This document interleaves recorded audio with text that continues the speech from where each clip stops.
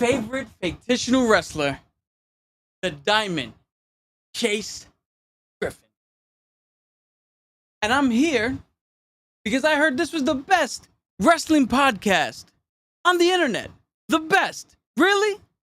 I doubt that. I'm here to make a challenge. The Knuckleheads. Ooh, that sounds scary.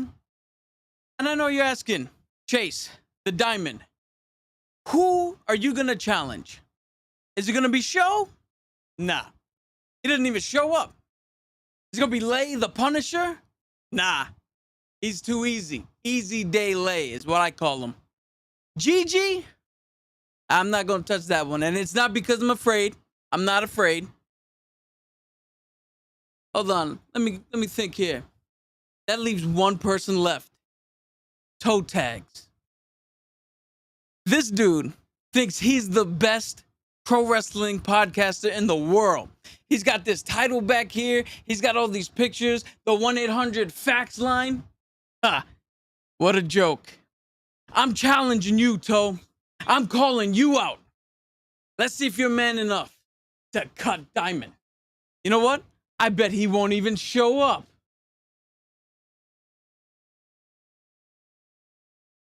Listen, your time is up. You want to come interrupt? You want to come interrupt our podcast? You want to interrupt our podcast? Let me tell you something, brother. You don't interrupt the podcast. You don't never interrupt the podcast.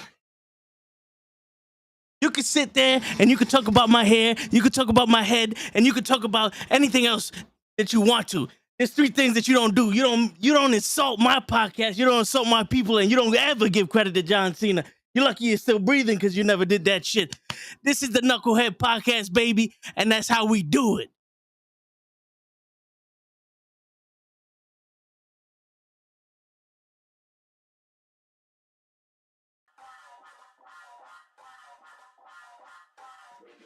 I stay loose, I stay hype, I stay loose, I stay hype, I stay loose, I stay hype. I could do this all night, cause I do what I like. Yeah, I do what I like, yeah, I do what I like. Sipping goose, sip is right, and I go with the flow. Yeah, I go with the flow, yeah, I go with the flow. Cause I know I'm the show. In the zone, here I go. In the zone, here I go. In the zone, here I go. Yeah, they know I'm a pro.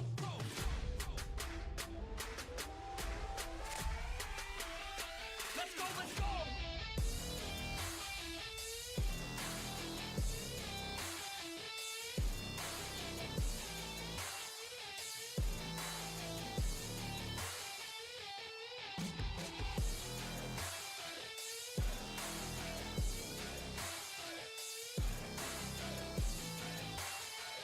Yeah. Let's go!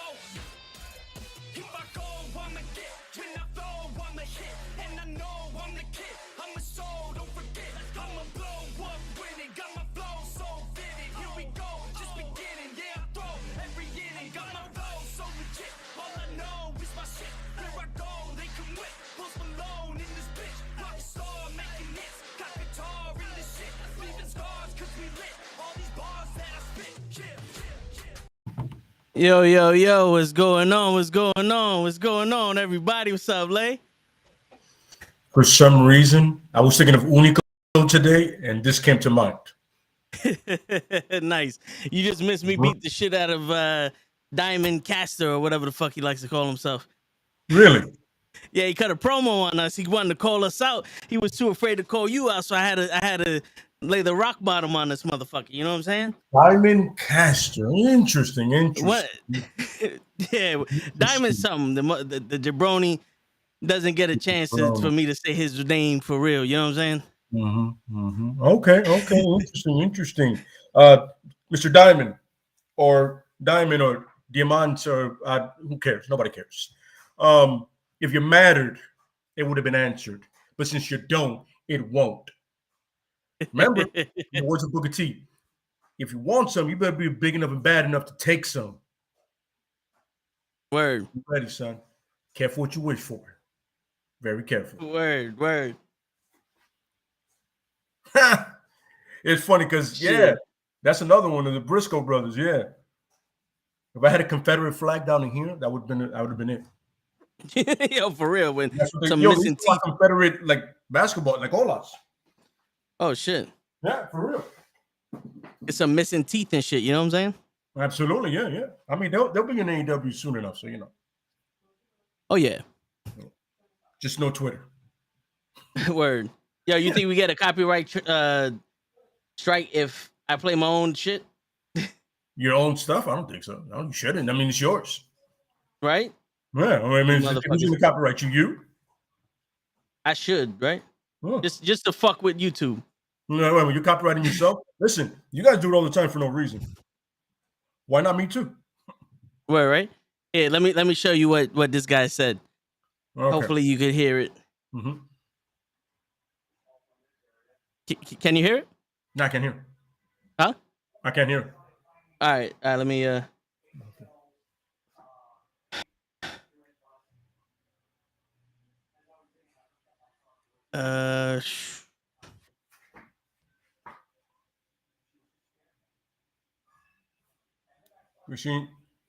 Great to be seen, Pimp. Appreciate it, man. What's going on, Pimp?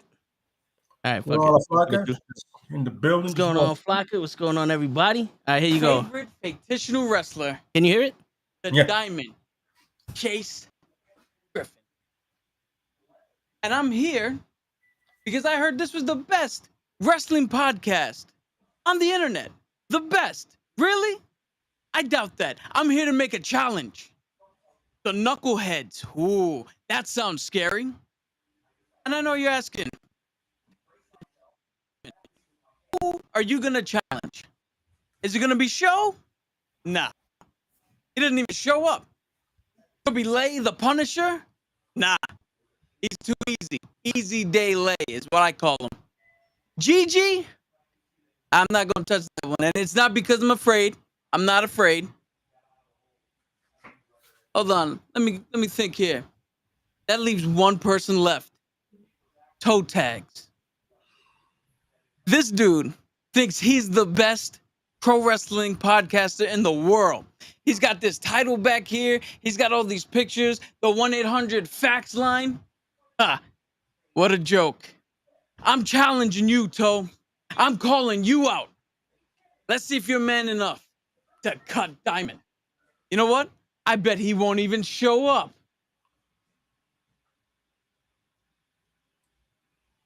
Listen, your time is up. Want to come interrupt? Want to come interrupt our podcast? Want to interrupt our podcast? Let me tell you something, brother. You don't interrupt the podcast. You don't ever interrupt the podcast. You can sit there and you can talk about my hair. You can talk about my head, and you can talk about anything else that you want to. There's three things that you don't do. You don't insult my podcast. You don't insult my people, and you don't ever give credit to John Cena. You're lucky you're still breathing because you never did that shit. This is the Knucklehead Podcast, baby, and that's how we do it. It took me a while to get the video started, but you know. I like that.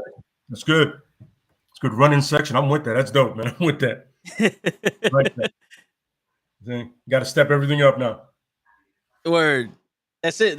We're gonna have every week. I'm gonna have to beat his ass up now.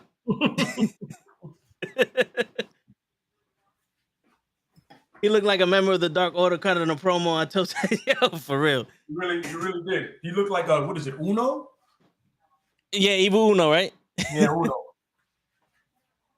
Shit, man. With that, Yeah, that was dope. I like that. Yeah, he had this idea since last week. Because, you know, for my birthday, he wanted to do something special and shit. That's dope. Yeah, man. Yo, it seems like these corporations out here doing some shit. We got Gigi's Rant, which we're gonna leave, you know, we're gonna let Gigi take care of Instagram. Yeah. But then we got Dream Match Wrestling getting the cease and desist from AEW. Like, what kind of shit is that? You know, like they mad because they got better artistry than them? They got better concerts than them? Yo, if anything, the man is actually promoting you. You should sign that man up. You know what I'm saying? You know what I'm saying? I'm not saying AEW doesn't have good shirts, but don't have great shirts. You know what I mean? No, for real shit, especially some shit like this. Absolutely. Imagine you sell a shirt with the Revolution, John Moxley versus Daniel Bryan. Mm-hmm. Shit, that's money right there. Well, now they're a tag team, so there you go. Yeah, that's Them true. them versus a tag team them versus the Rock and Sock Connection would probably be one I'd make. Word. Yeah, those two versus the Rock and Sock Connection. The dream match, if you're out there listening, bro, that's one to put up there whenever these dick faces decide to leave you alone. That's it. That makes no sense. This is For why real. some wrestling fans stop being wrestling fans. Word. Pimp says, I see the steel cage match coming. but yo, man, Revolution, what'd you like? You know, we could start there. I want to get Gigi's thoughts on it too. What'd you think, bro? I enjoyed all of it. You know what I'm saying? And there was some matches that weren't actually great, but it's the way it started it off, it did it the right way, like it got the fans ready, you know? Yeah. And unfortunately, like the weakest match I felt was Jade Cardwell, you know, Jade's match. Yeah. Because it wasn't that much, but she had a great frog splash, you know what I mean? She did. Really did, you know what I'm saying? I felt like the Don Collar match was exactly what I thought it was going to be, and literally called that's the time that Wardlow should do his turn. When he did the oops, I was like, that's coming with that. I like that. Yep. yeah. It's in here. You know what I mean? It was funny when he first did that. He kind of looked like Roman a little bit on some, you know, my bad. Yeah. Here you go.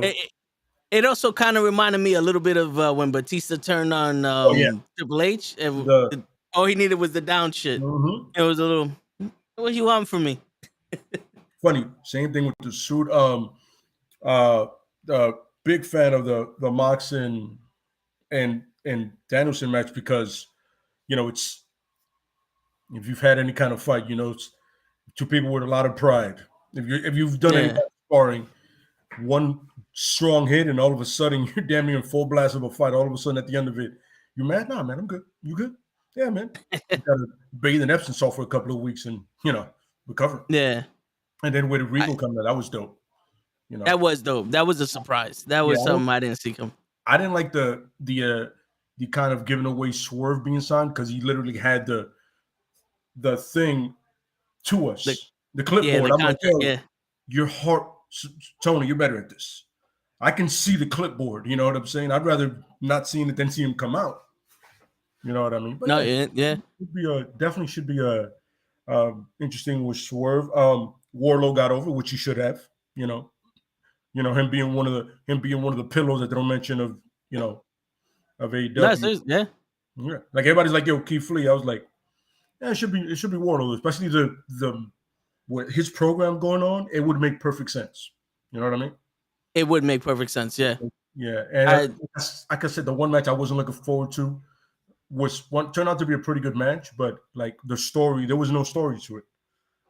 You know, the title was taking a back seat to that elite story. Yeah. You know what I'm saying? Yeah, it did seem rushed, that story. Literally and he lost his last two matches on some Seth Rollins shit. All of a sudden he's in the title picture. I'm like, okay. At least he came out with some Halo stuff on. That's cool. No, yeah. It also the Halo shit was like, all right, yo, dude, if you had the helmet, that helmet would be crazy. Yeah. You know, like that shit would have been dope. But I appreciated it. My brother was like, yo, I think he went on the wrong side of the ring because, you know, he did the boom shit on the opposite side of the hard camera. Yeah. Yeah. I don't know if he was showing off the back of it, but yeah, I was like, that's odd. Everybody knows where the hard camera is. Especially Cole, because he does this all the time. You know, yeah. So, you know what I mean? For real. Yeah. But usually it's on the other side, though. This is true. You know. Yeah. I mean, you know, it happens. But yeah, it was probably better than anything WWE's put on the last 6 months, I want to say. From now. Yeah. Like, yeah. There was more wrestling than shenanigans. You know what I mean? There was more wrestling in that fucking buy-in than there was on Raw. Absolutely correct. Absolutely correct. An hour buy-in had more wrestling than 3 hours of Raw, and they cut a promo. Mm-hmm. Cyrus the Virus came out and cut a promo, and they still had more wrestling. Absolutely. Yeah. That's crazy. Yeah. That's crazy to me. It's good, but it's also sad compared to what the other company does. Yeah. And it's funny because you can tell by other matches that they put on, the women's gauntlet, certain tag team matches and stuff like that. Like they can do it if they want. You know what I mean? But they just have this whole like, we don't have to do anything if we don't want to attitude. And it's disrespectful to people who, put it like this. I was telling my lady this, right? That match on NXT, right? It was LA Knight versus the generic player that you can build from scratch. I don't know the dude's name. Right, that guy, right? Yeah. And all of a sudden they wind up in the back. I'm like, yo, if I came here to watch a match, like if I came here to see LA Knight wrestle, and then all of a sudden I'm watching it on the screen, I can do that shit at home. Yeah. You know what I'm saying? You want to, if you're gonna put a Falls Count Anywhere match, do that on like, you know what I'm saying? On like a Monday night or something like that. Don't name it Roadblock like it's supposed to be a pay-per-view event, then have that happen. So I see LA Knight for 10 minutes and then he's gone. He wins the match away from me. Yeah. And what were they blocking? Besides wrestling? Apparently they were blocking Braun Breaker because Ziggler's the NXT champion now. Yeah, I see that. And remember, I said it before, like that is both dope and disrespectful to Ziggler. Yeah, but the crazy shit is like if you're gonna be a champion, at least you can be a champion of an actual wrestling organization. You know, because NXT at least they fucking wrestle. Mm-hmm. And he didn't have to spend 3 months screaming into the mic. It should have been me. Absolutely, yeah. You know, yeah. But it's like, we're not gonna make you a champion here, so go down there. Yeah, right. Shit. All right, yeah, but it's, like I said, Revolution was completely worth it. If I would have paid for that, I wouldn't have been mad. I would have been. It was completely worth it. You know what I'm saying? Yeah. The only reason why I was mad is because I missed the fucking ladder match. And like when Keith Lee stalked him on the apron in the beginning, that's when I had the problems, and I didn't see nothing else until fucking Jay Cargill came out. Jesus. And then I missed the ending of that match. So I was like, "Fuck, son." That's when I got pissed, and of course, I was gonna call it Bradley Cooper. The shit that I ordered this shit from don't want to respond to nobody. What up, Harris? What up, fellas? Since Jeff Hardy made his debut last night, you think AEW roster is overloaded with wrestlers? That's why I'm glad Tony Khan brought the Ring of Honor, because he's gonna sign everybody. To be honest with you, having this many wrestlers is actually kind of dope, because now every couple months we can change the storylines completely, and we don't get oversaturated with people.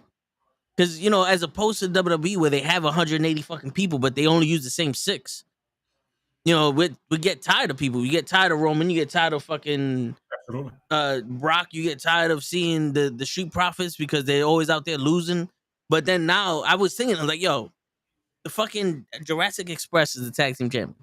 Mm-hmm. We can see the Hardy Boys wrestle every other fucking tag team before they ever get to the Jurassic Express. Absolutely. If they'd have debuted if he would have debuted on WWE that way, next week there would have been a title match for the Hardy Boys versus Jurassic Express. Yeah, because remember, now the Hardy Boys got to take care of the people that threw Hardy out of his own organization, his own fraction.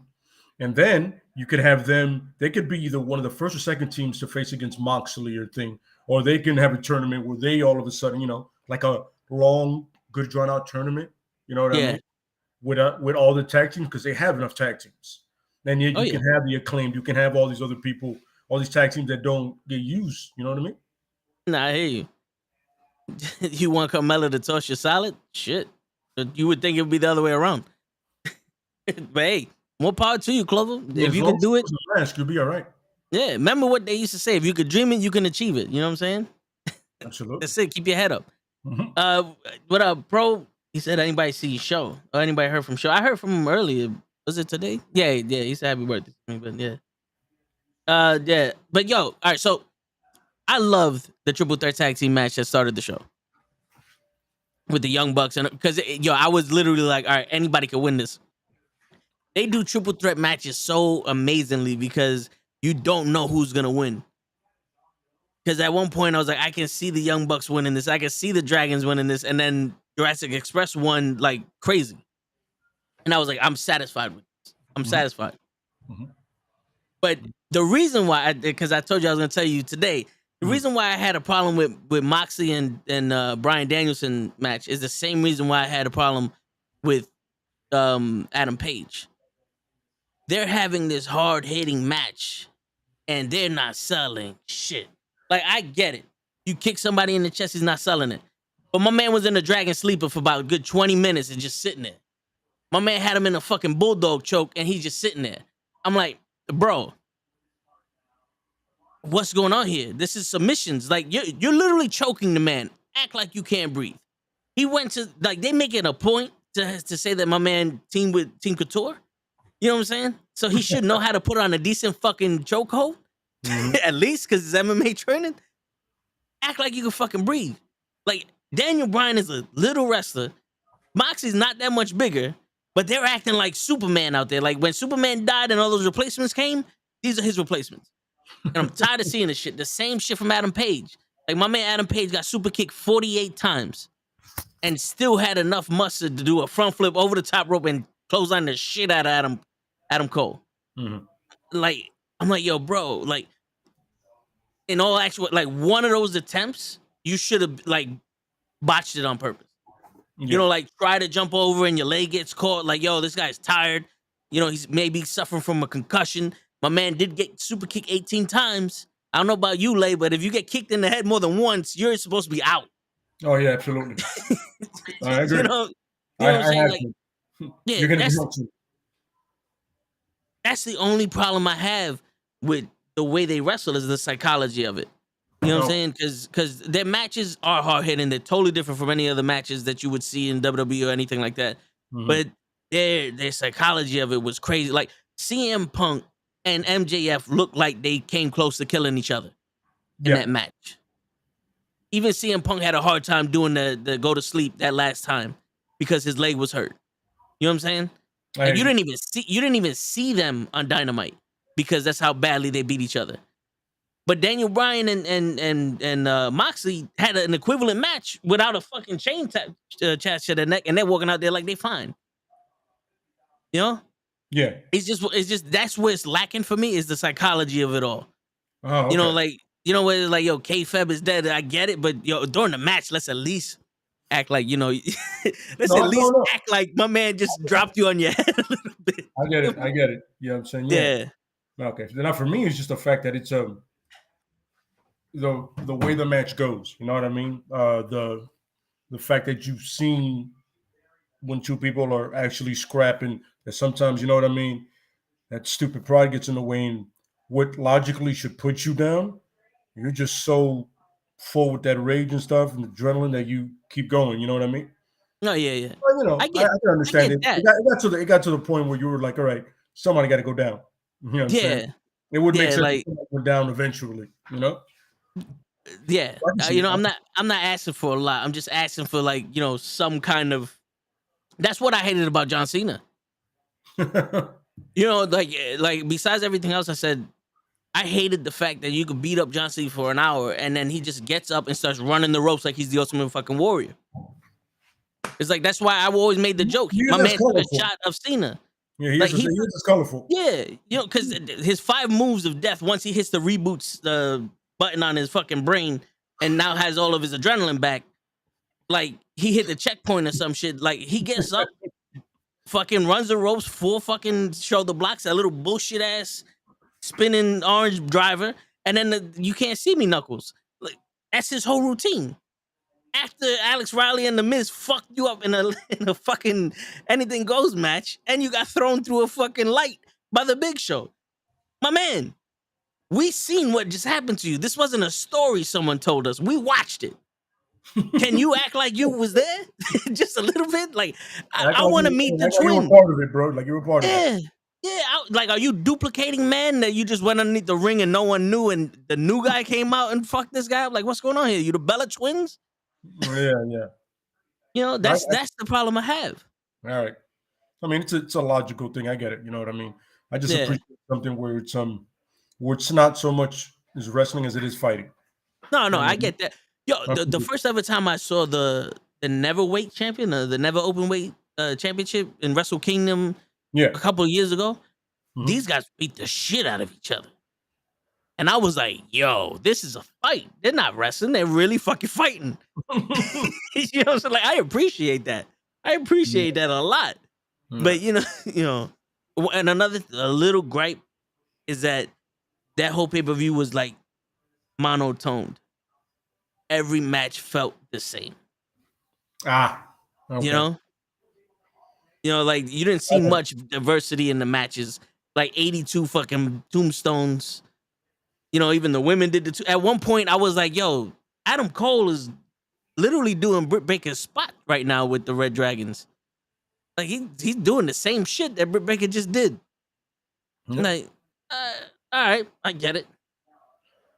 You know, No, but other than that, I completely agree. To Anthony's point, some guy made the Hardy Boys theme, so the WWE doesn't own it, so they can literally use it wherever they want because it's just they didn't make open domain or some shit, right? Yeah, some dude, I think that's his name, made it. So where the Hardys ask them, they can use them. You know what I mean? So that's why they're good with that. It didn't surprise me at all when I saw it. I was like, yeah, that's right. Some dude made it. WWE doesn't own that. A part of me was like, yo, that's fucking genius. There's no question that this is Jeff Hardy now. Of course, yeah. The fact that he was able to still do I'm like, yo, your brother's getting beat up, man. Go help him. He'd be all right. You can do that after you rescue him. Shit. Now I want to know. You think Matt Hardy's gonna bring back the elite? He might. What was it? Broken Matt Hardy? Broken. He might. And I say for now, just stick with the Hardy Boys. You know what I mean? Yeah. It makes sense. I mean, don't worry, no stick with the Hardy Boys. Yeah, but I hope they don't have a match next week. Like, you know, do something for like a week, 2 weeks, or even like a month, just to give Matt Hardy a chance to reset his character. Because if he goes next week and have a tag team match, it's gonna be very unbelievable that he went from being a patsy, like a joke, to now a hardcore tag team champion. You know, a hardcore tag team wrestler. Yeah. Because in that HOF shit or the HFO shit, you know, he looked like any manager was supposed to look. Just I'm here to you know, stir some shit up and get my ass kicked. You know? Right. But now if he's gonna be a wrestler now, you know, let him come back as a wrestler. Absolutely, yeah. I agree. Definitely see that 100%. You know what I mean? But you know, I mean, we'll see. You know, I mean, they're smart. You know, you let it build. You know, like anything else. Have them like, oh, we're back all of a sudden. You know what I mean? And Jeff has a couple of singles matches. Matt has a couple. You know, then they have a tag team versus somebody that's not Jurassic Express. Well, yeah, they could wrestle the fucking private party. Well, you know. That seems like a good way to start. Yeah. Smart as a private party goes over first, maybe some heel moves, some under tag, you know, and then the Hardys go for it. Let them young fellas get the win first. Word. You know what I mean? Because the Hardys can take mad losses because they're the Hardy Boys. They'll be fine. Yeah. they got like a 30-year career. They'll be all right. You're cemented. You don't have to worry about you. Word. You guys are good. But yo, did anybody else feel like Sting and Jeff Hardy being in the same ring after that whole? If you know about TNA, you saw him do that. Yeah. You know, I know. Fuck that. My bad, ducks. It was almost like Sting's looking at the nigga like, nah, son, this is as close as I want to get to you right now. Yeah. We've been there. We've done that, brother. Word. He's like, you know what? I'm good. I forgive you, but this is the closest I want to get. I don't need no more other shit going on for you. Gotcha, Anthony. No problem. But yeah, no, seriously, you know, it wasn't like as awkward as it was yesterday with Cap and Joe. Same deal in that ring. Yeah. You feel the awkwardness in the whole time. You're like, so last time you guys seen each other. Victory Road. For real. Now, Anthony, Instagram is fucking with Gigi's account, so she'll be on later. You know, she'll probably be on in a few minutes to explain what happened to Instagram and to also let Instagram know what they can do, you know, to better their experience. You know what I'm saying? Oh, that's awesome. This is gonna be fun. Yeah, it's gonna be fun. Yeah. I might have to give Gigi the fucking floor on that one. Absolutely. Yeah. You know what I'm saying? Really, yeah, man. But like I said, Revolution was good. You know, compared to what the premium live events we're getting now. Yeah. You know, compared to day one, I mean, that's unfair right there. Hell, even compared to Crown Jewel, I mean, the Blood in the Sand Chamber match, like there's not a lot of spectacle because WWE puts on a lot of spectacle. Their promotion and their production is unmatched. Yeah, But bar the none, wrestling, like you give that production to AEW's wrestling, and you got yourself Then a you got fucking something going on. damn near perfect fucking match. Absolutely, yeah, you get that whole it feels grand. Absolutely correct. Yeah, because then with all due respect, AEW feels like almost like ECW, Ring of Honor, and TNA in their heyday. This is a nice plug into the segment we're doing. In their heyday, What's going on, Bryce? just with a better, probably just better TV deal. No, yeah, for real. Quality of the match are good, or just as good, or even better than theirs. But you're like, where's the? I need the. You know what I mean? But Yeah. I'll tell you right now, I'll take it. I'll take it 100%. I'll have no problem with the production not being amazing and the audio sucking sometimes. As long as I'm going on that ring, it's dope. I got no problem with it. Yeah, for real. Yeah. Nah, Bryce, there's no spoilers tonight, man. No spoilers tonight. It's about wrestling now. Unless you didn't see Revolution, there ain't no spoilers. Yeah, Gigi's about to have her pipe bomb moment when she gets on. Absolutely. But yeah, man. That's definitely I want to tell anybody that didn't catch Revolution to catch it. You know what I mean?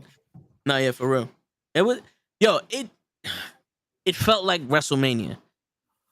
Because there was a lot of high profile matches. There were a lot of storylines. There were a lot of things going on that you can be like if you follow, you know what's happening. A lot of shit that's building up to future shit. It makes you appreciate wrestling because they take the time for each individual match. Where WWE has a story and then they have filler matches. Where AEW has stories for each match. Sometimes some stories overtake the main story, what should have been the main story, but at least each one of them has a story. Absolutely correct, yeah. And it's crazy because like we watched Raw and there was nothing to phone in about Raw, but I'm gonna mention the only other story they tell on Raw besides Seth Rollins and Kevin Owens, and now the RK Bro, is Tamina. Like, I'm starting to give a shit about Tamina because she's the only other person there that's doing something week to week. She's the only one there that's doing something of substance. She's not just standing like Omos, like, look at me, I'm tall. Nothing changed since last week. All right, cool. Get out of here, big man. Get out of here. I want to see Tamina manhandle Tozawa. Like, that's became Raw. Tamina manhandles Tozawa. Yeah. The highlight of my fucking night. That's some sad ass shit right there. That is some sad ass shit, but yeah, I saw somewhere that they were like, yo, Raw is literally boring without Brock or Roman. Yeah. It's boring. Like there's nothing of interest to do. Not even with KO or Seth, which is crazy because KO is really interesting. But this random stupid storyline about Texas I'm like, where did that come from? I was like, yo, 2 weeks ago, all of a sudden he's down. He's bad talking Texas. I'm like, what? Yeah. When did this happen? What? Okay, that's random. Yeah. And then Austin cuts a promo, which is better than any promo we've heard in a long fucking time.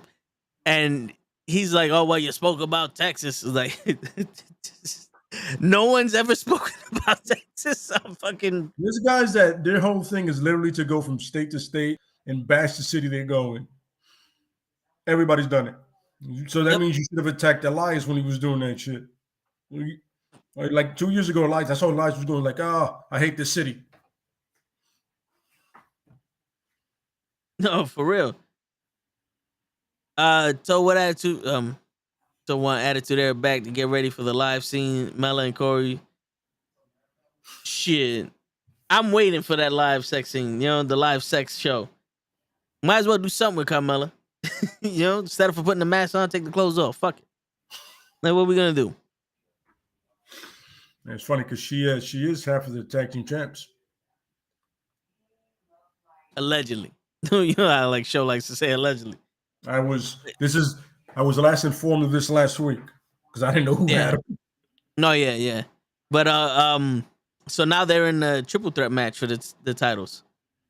You can either join for the first time ever and get a title shot, or join for the first time ever and beat the champions and get a title shot. It's one of the two. That's how you get a title shot now. So when me and you become a tag team, we're gonna be calling a lot of people some bitches. Yeah, they're Rhea Ripley. That makes no sense, but I'm with it. I mean, it's not really much of a choice.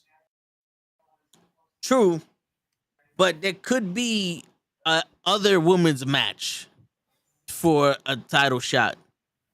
You know, like there's 2 days, there's 2 women matches. Why not have 4? You know, I agree. But SmackDown titles match and the Raw's titles match, maybe just a little bit, because I know you want to do that fucking women's battle royal shit so fucking badly. Why not take that out and put the rest of your women's talent in the match? Absolutely. Yeah. You know, that's what they do. Yeah, for real. It's how we know them. Unfortunately, it's how we know them. It's horrendous. You know what I mean? Mm-hmm. Yo, so a bit of news. I don't know if you saw Dynamite, but Scorpio Sky is the new TNT champion. I was very happy about that. It took long enough. True.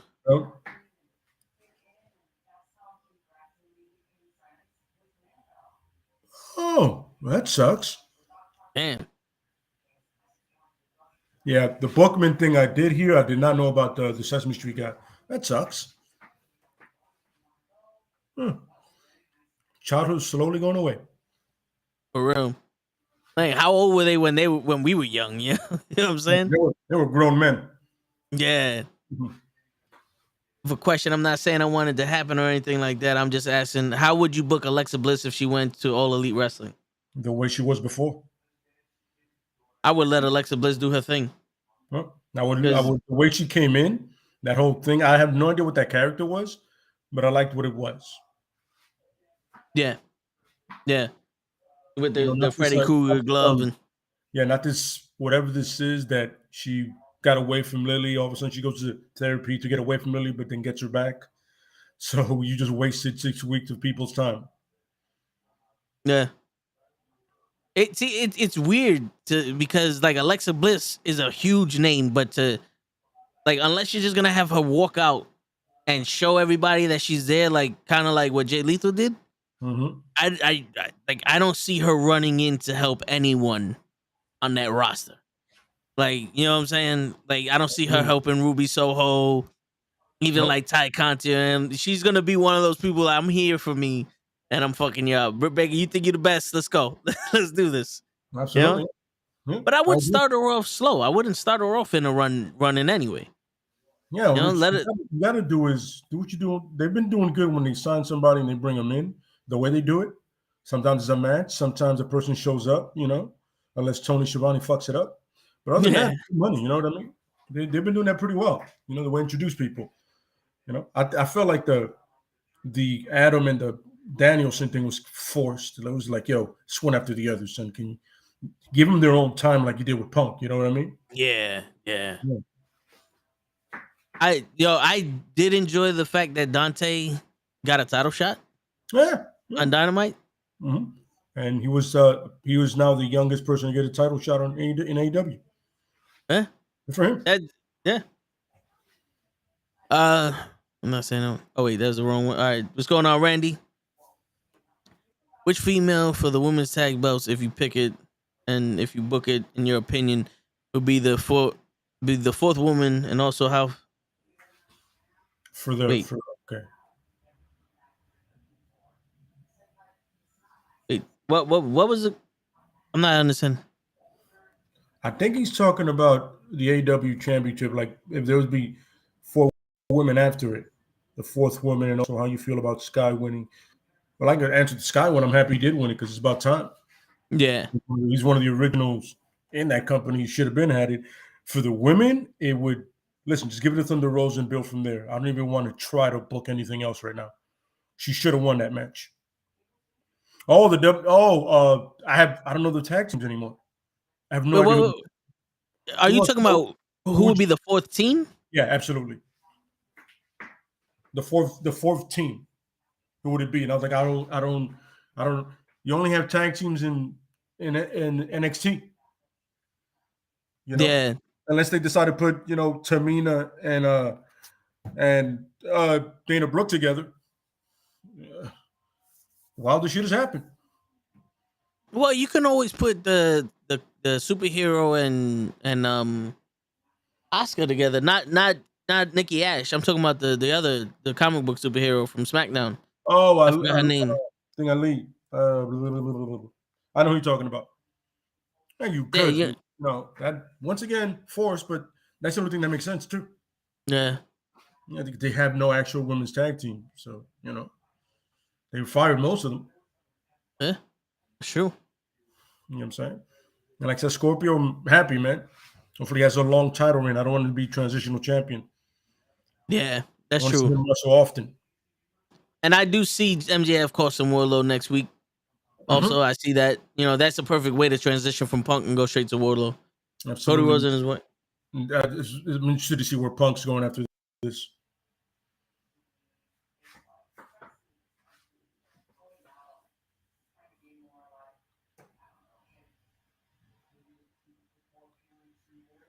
You talking about Alexa Bliss, Bryce? We having two different conversations at once. It's beautiful. I'm like. Oh yeah, if Alexa Bliss can go anywhere she wants. That's one you don't pass up. Alexa Bliss, when they let her wrestle, is an amazing wrestler. You know what I'm saying? Don't get that twisted. She is an amazing wrestler, and she can go with anybody. Yeah, absolutely. And especially in AEW, shit, they'll give her one. It will help elevate the women's outside of ring work, because she can also not cut a promo, but she can tell a story. She can be a character. Because there's not a lot of women that are characters in AEW.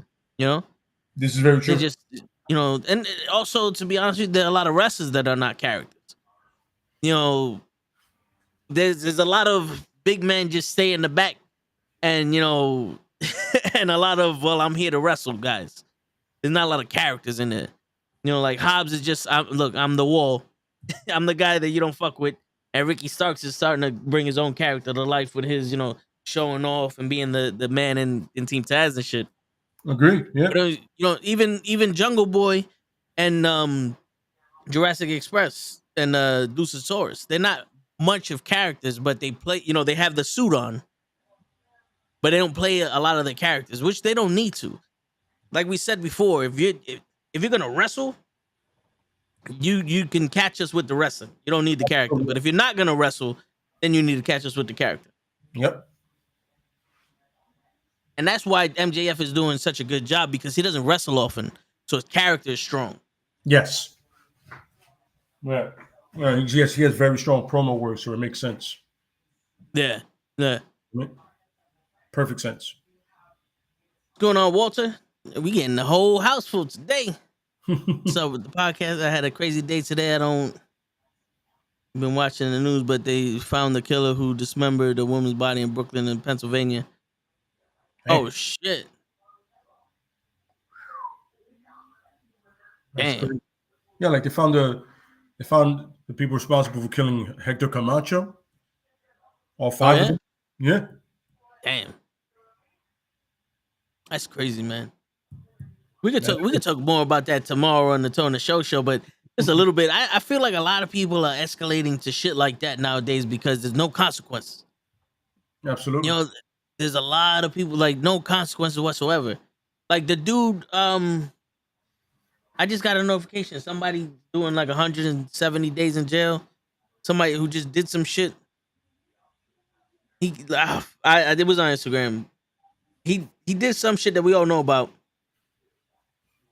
And I'm sitting there like, my man, he's going to jail for that little bit amount of time, but they still ain't let fucking Cain Velasquez out where he did something actual right. You can't take the, when the law don't work, somebody gotta take it in their own fucking hands. Agreed.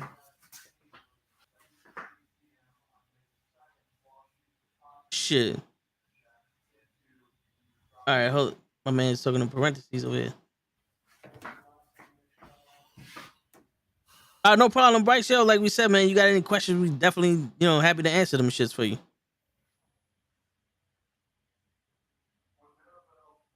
But yo, is there any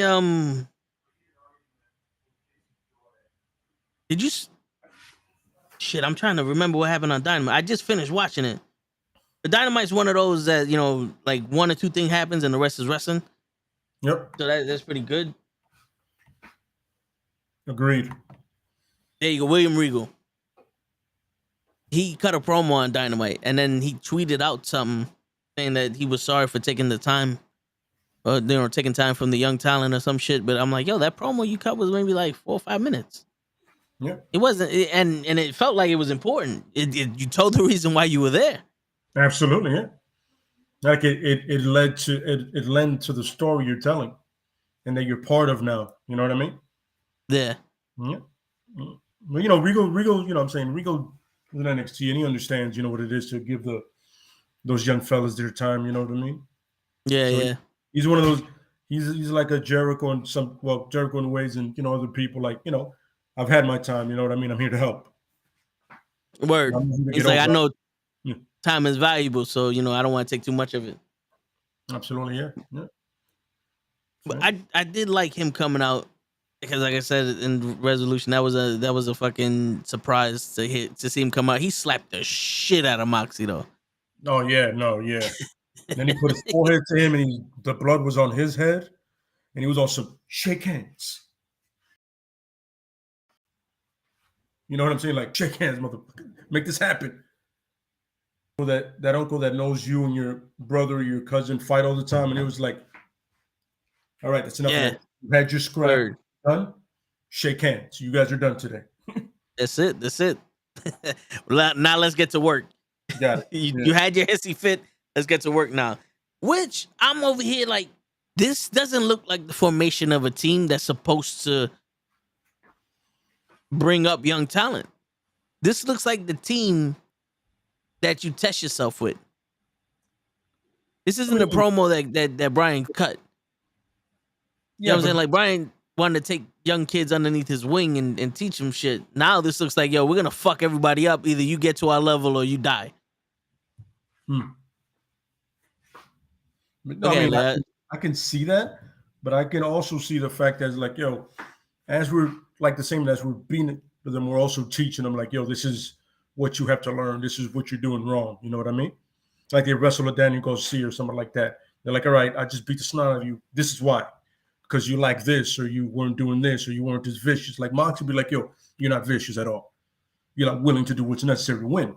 And Daniel's like, you don't have the technical skills to do that. You have to add that together, and it'll, you'll win. You'll get further. You know what I mean?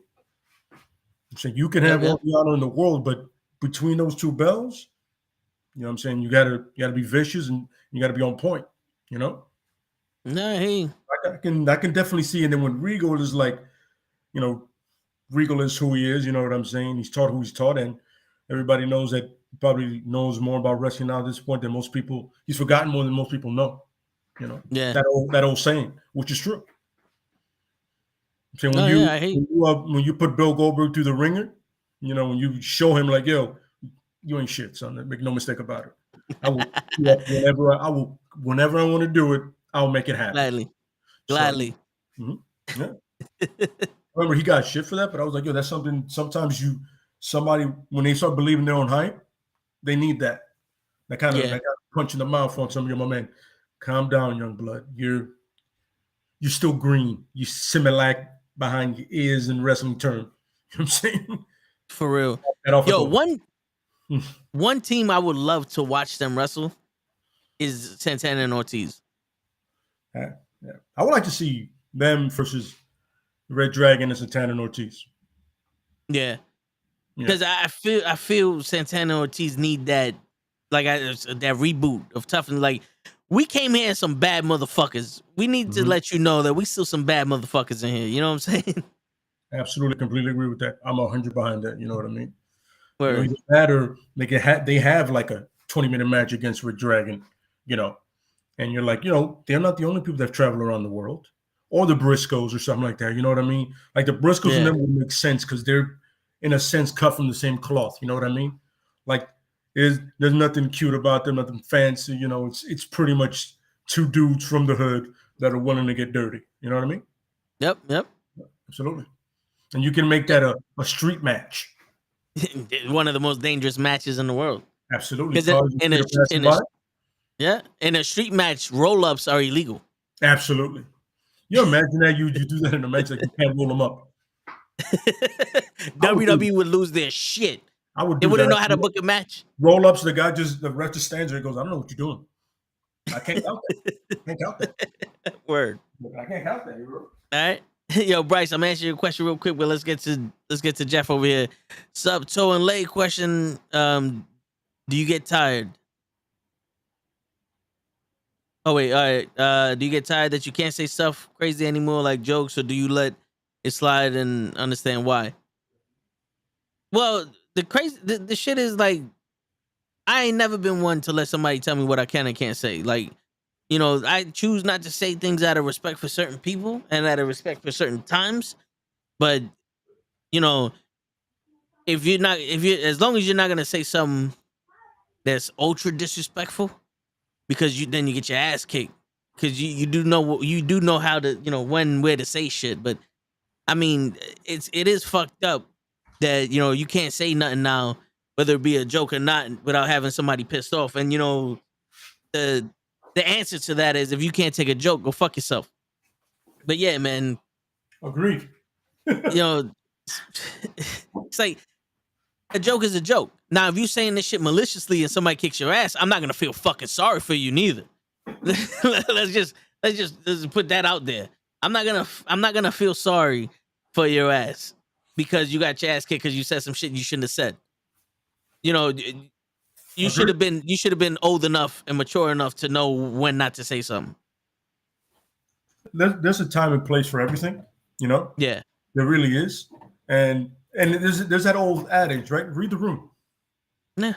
That's what you got. Sometimes you just got to sit back and go, yo, would this be appropriate right now? Would somebody get upset? Like, read the room, bro. Yeah. Like, people underestimate common sense and reading the room. People, it's like a perfect example, right? Related to wrestling. So, Vince McMahon, right, wanted to push this whole, he was the father of his daughter's child, right? And everybody was like, this is a meeting with Stephanie, Shane, Triple H, when your yes men are going, I don't know, bro. And he keeps going pushing it. You're like, yo, read the room, bro. Nobody is about that. Nobody wants to see that. And you're like, yo, I think it's a great idea. No. You want to promote incest? You already did that before. Yeah. You had the dude from the Thrasher, with the Headbangers, where he was like a thing where he wanted his mom, and then Paul Birch where he wanted to be with his sister.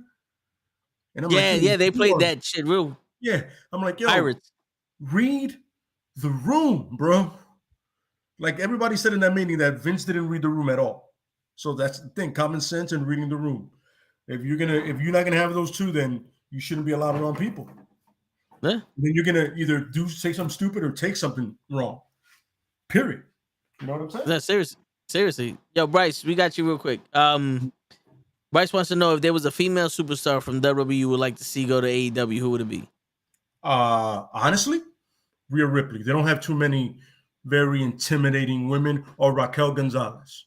They don't have too many very intimidating women there. You know what I mean? Like Jade is one, and what's her name? I forget her name. Nyla Rose. Nyla Rose, right? But there's a lot of women that can wrestle, but you don't have a lot of intimidating, like, a lot of they don't have a lot of big men either. You know what I mean? Like they don't have somebody that's 6'10" or whatever. Yeah. You want to get that on the women's side too. Like, if Thunder Rosa gets a title, you want her to go against somebody That's like it's an uphill battle. You know what I mean? Not just because they have people with them, her size and her stature is like, yo, and she can go. They got Martinez, right? I understand that, but you don't have a Rhea Ripley.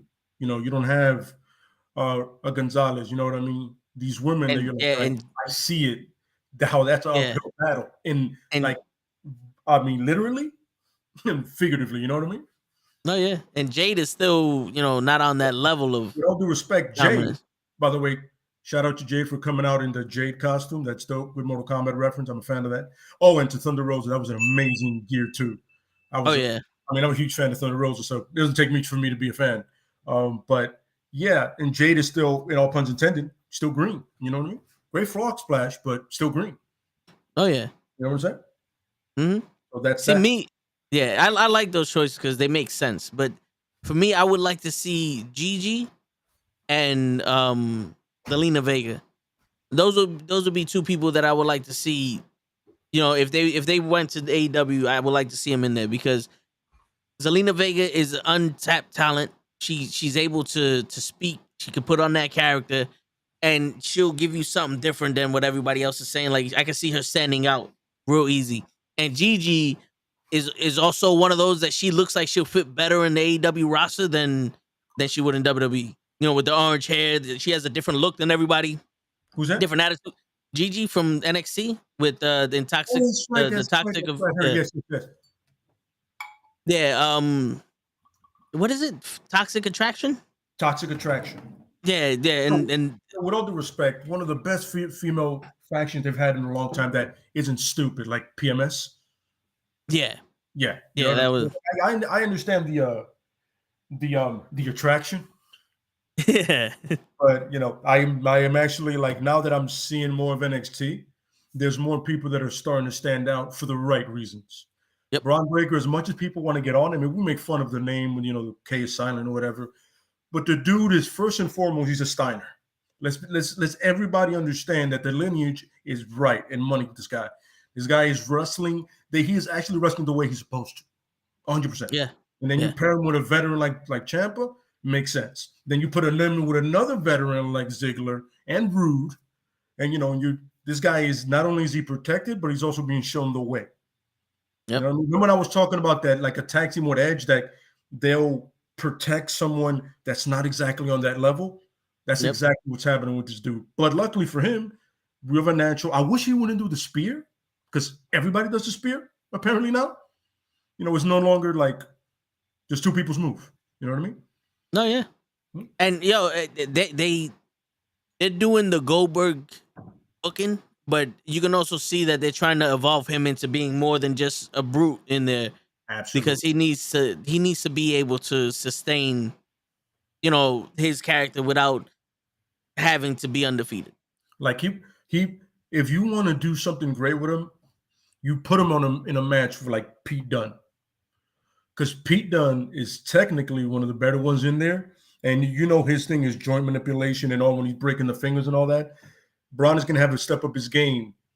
You know what I'm saying? Because the moment he messes up, that's when Pete Dunne takes over. Pete Dunne does his thing. And he starts, you know, raping at the fingers, the arms, you know. And that's in a sense kind of like. Oh, you froze there. Oh. There you go. You said, all right, now you're back. Yeah.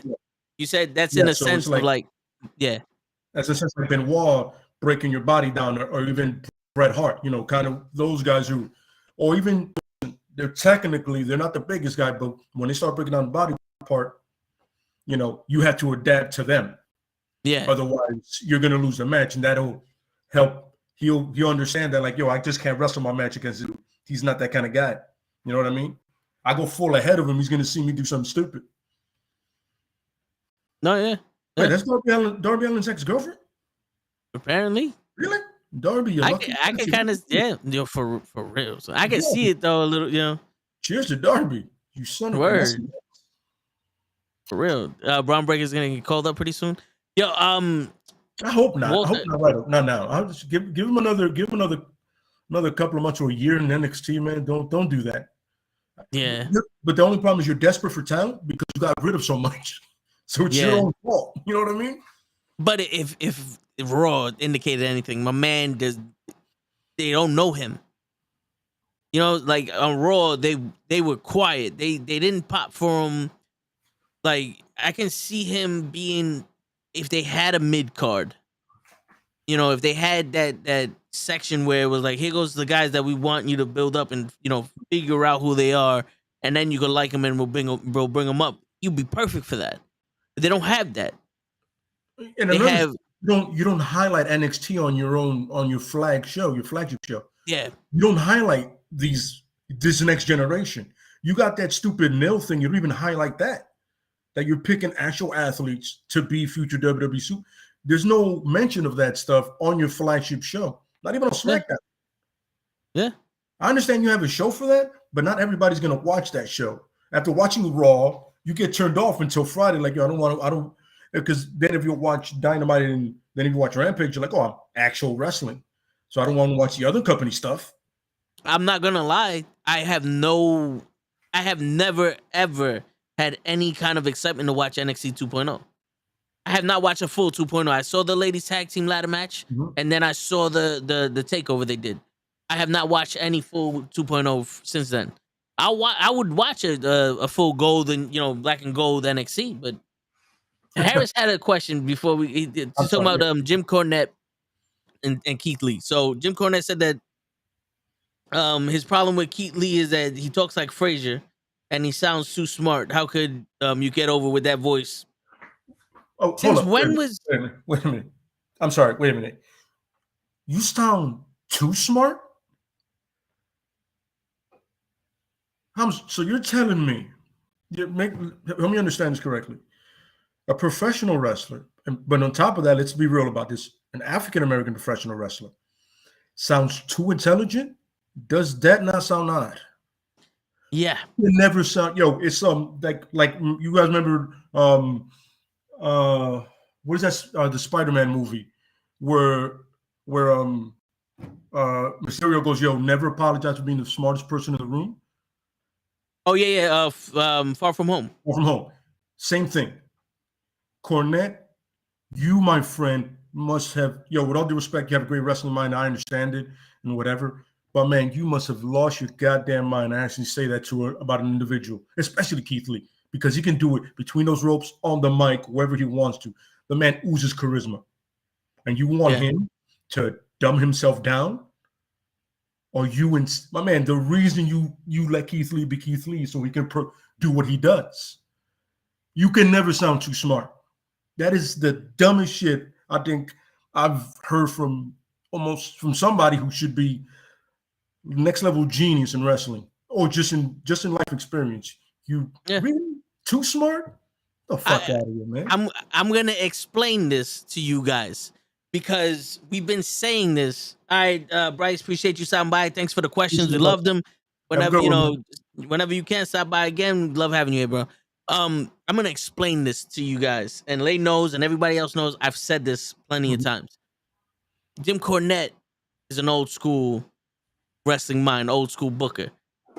Now, I told y'all there's certain types of wrestlers. You have the badass, you have the funny guy, you have the smart guy, you have the bad guy who cheats, and then you have the guy who stands for integrity. You have these different types of characters. And back in the day, in the 80s, the 70s, the 60s, some parts of the 90s until they start getting serious, most African-American wrestlers played the idiot. Junkyard Dog. They played the fool. Junkyard Dog, Coco Beware, Man on fucking Akeem. Yeah, Akeem the Dream, PN News. The only one that didn't was actually Bad News Brown. Bad News Brown, but he was serious, but he was also from the hood. Yeah. He was hood level intelligence. Yeah, you wasn't gonna tell that to do anything. I didn't see McMahon going up to him. You can't really. Who was gonna stop me from you up today? Yeah, like you had people like Big Cat Ernie Ladd. Like he was a serious wrestler, but then like the ones that broke out, like Tony Atlas, like he was the show guy, but he was just solid muscle. Like they did not have any other place for them. But meanwhile, you have the genius, Mr. Perfect, the $1 Million Man, IRS. All these guys are thinkers. All these guys are thinking Macho Man. You know what I'm saying? Like Jimmy Snuka, Ric Flair. All these guys, you ever notice, they're the successful ones with the money and you know, the high class shit. And they're smart. But my man Coco Beware's out there with a bird flapping around. Junkyard Dog got a chain on his neck, barking and all that other shit. Not saying they weren't entertaining. Yeah, I'm not saying that they're entertaining or not. Slick, African American manager. My man, Jaso bro, when you always lying to your friends. You know what I'm saying? That was my dude, Slick. But he's out there doing all this shit. You know what I'm saying? All this jiving. So all he knows is old school wrestling. So when an African American wrestler comes out and speaks intelligently and does something more than just playing the fool, it doesn't sit right with him because that's not how he sees wrestling. He must have hated the nation then. Yeah. Well, no, I'm pretty sure he would love the nation because it's all violence. You know what I'm saying? The nation was based off of fighting the system. And what does that look like to people of that color on the other side? It looks like ignorance. Because I've always preached, when you do shit like that, they're egging you to be a monster. They're egging you to be mad. And when you become mad, look, I told you these motherfuckers had no self-control. I told you. So it's all ignorance. It's masked in anger. So that's how he sees them. So my man's talking intelligent. He's something different. And you people don't like different. You know what I'm saying? People don't like different. And that was the biggest problem that he had in WWE, is the fact that he was so different, skill-wise, athleticism-wise, color-wise, like verbally wise. Like he was so different from everyone else in WWE. There was nothing they could have done to hold him down. Yeah. And that's where the attitude comes in, and the budget cuts. Yeah, the funny thing, the attitude is when you recognize that you're being limited when you're limitless. Period. Yeah. I mean, like, yo, my man, I can do it all. Give me a mic in my hand and step aside, and I'll show you how it's done. That's all you do. Just put a mic in my hand. After that, I'll build a story, just me, with somebody that doesn't talk. Yep. You know what I'm saying? Yep. If NXT has taught you anything, if nobody's ever seen Keith Lee outside of NXT, right? Let's say you don't know about the indies or whatever, you know, you see that and you're like, yo, how is this guy not your number one contender by Royal Rumble after you call him up? Mm-hmm. Or in a major storyline, at least. I mean, just anything that, listen, even if you give him the US title, right? You know what I'm saying? That's fine. Or even there's a program with Bobby Lashley. Look at, see what I'm saying? Program with Bobby Lashley. Him and Bobby Lashley were playing great matches. Both two big athletic individuals and very intelligent men, by the way. You know what I'm saying? Don't sleep. Bobby Lashley may not be good on the mic, but he is a smart man. If you watch any of his interviews outside in his podcast, like in podcasts and stuff like that, Sports Illustrated, very intelligent man. You know what I'm saying? Because you see why his character doesn't work when he speaks? Mm-hmm. It's because that's not him. Mm-hmm. You let him be intelligent. Like, MVP is a smooth talker, but Bobby Lashley's intelligent. That should go hand in hand. That should have been Paul Heyman and Roman Reigns. You know what I'm saying? Like, there's nothing scarier than a man that can outpower you and outthink you.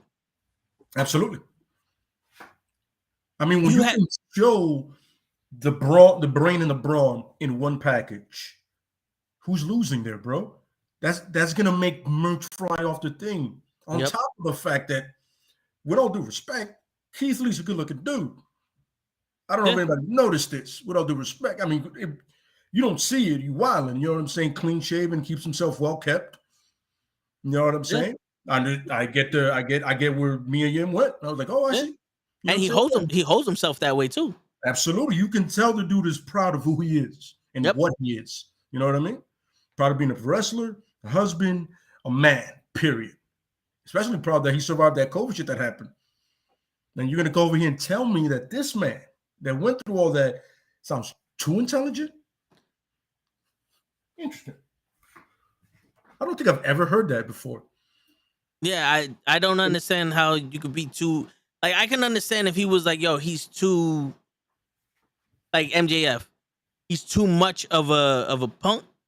You know, in the ring for his character, he needs to tighten that up a bit. I get it. That's criticism. But to say my man is too smart, like, nah, man. Nah, Well, because like this. Let's say, right, I'm gonna go to another sport. Let's say in an NBA, right? I need a star. Like I need somebody to be the figurehead, like the Jordan, LeBron, the Kobe, whatever, right? yeah, I need the guy to lead my thing, right? And guy comes through, gets drafted. Kid has a look. He's intelligent, you know. And then all of a sudden, I go, yo, you speak too intelligent. I'm sorry. Say that one more time. You talk too well. You're too smart. You want an idiot to lead this multi-billion-dollar company? Really, this organization? Yeah. That's what you want? That's exactly what that sounds like. yeah, that is exactly what it sounds like.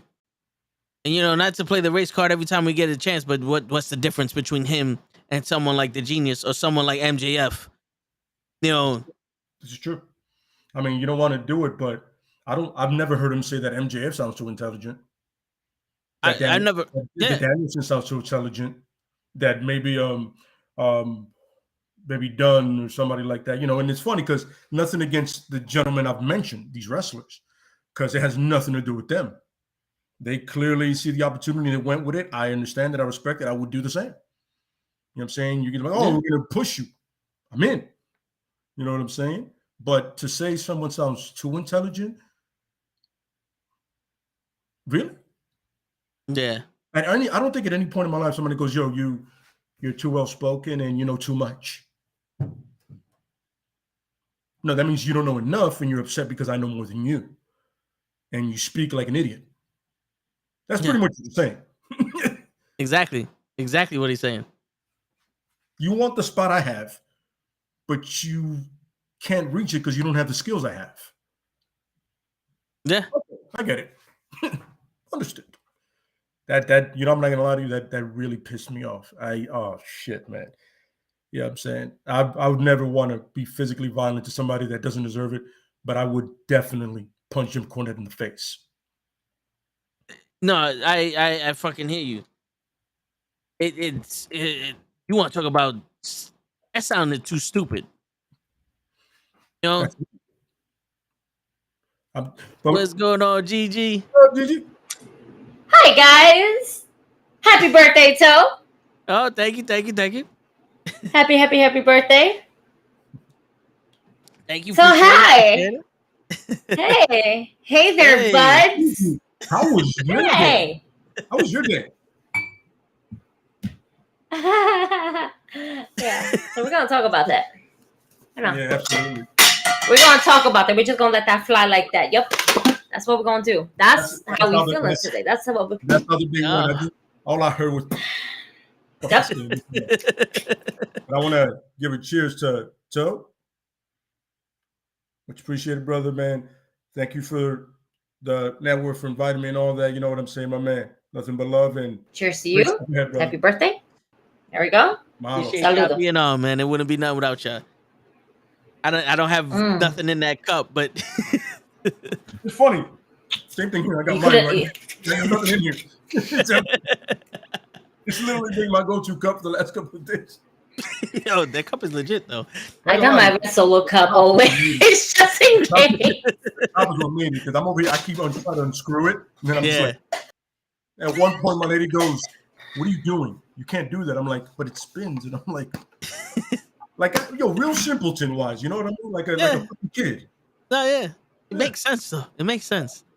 Absolutely. Gigi, would you like to get something off your chest? Yes, absolutely. I'll give you the. Let me know when you want the camera. This. Yeah. This is why I'm here. I'm here for this. I don't even care about the topic right now. I'm here for this. No, for real.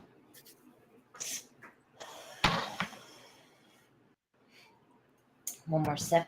That was a birthday salute. This is the shit. No.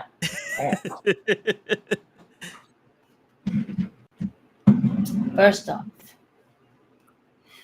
I just want to say, before we start anything, for all those who follows my new page at gg4.thewin on Instagram, I fucking appreciate you. Thank you for all those who decided to shout my new page out and show some love, because not for nothing, being a digital creator, being a content creator is not that fucking easy. Now, let's get into this fucking mess right here. For you fucking cunt motherfuckers that decided to go ahead and report my page. My page. This is only the second violation that I actually got. The only violation that actually got me fucking kicked off of Instagram completely, saying I violated the terms and conditions. What terms? What conditions? Because nobody gave me a motherfucking warning. Now, for all you dumb motherfuckers out there, you sensitive cunts out there, you sensitive fucking cunts out there, go fuck yourself. Go eat a dick, go choke on a wishbone, and may the doctor who's supposed to get that wishbone out of your fucking throat, may he not succeed. May you fucking die, eat shit, come back alive, realize that you shitted on yourself, and then die again. Okay?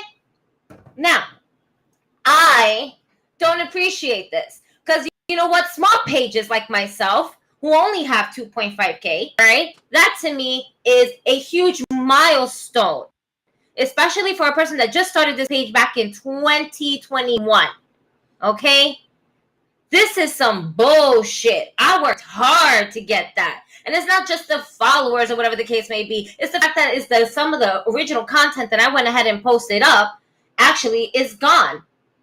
And the fact that I actually have it in a backup folder, oh hell, all this shit's gonna get reloaded all over again. So all you sensitive assholes that felt some sort of way, go fuck yourself. Go fuck yourself to the third degree. And on top of that, go ride yourself off into the fucking sunset off a cliff. Alright? Because you're a piece of shit. This right here, this is some bullshit. And y'all motherfuckers want to be so sensitive because I don't want to give you the time nor the day. And then you want to go, and then some fuckers out there want to go ahead and be like, oh, you're not funny. Really? 2.5K followers say that I am pretty fucking funny. Or else I wouldn't have that many followers to go ahead and to begin with. Okay? 1, 2. Some of the most known pages out there on Instagram memes. Please hold.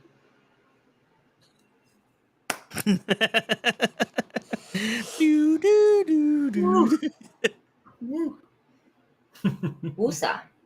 Some of the best pages out there on Instagram. DDT Lounge, We Love Wrestling, some of those 10K pages and whatnot. Guess what? They find my shit pretty fucking funny too because they're not sensitive motherfuckers like y'all. Okay?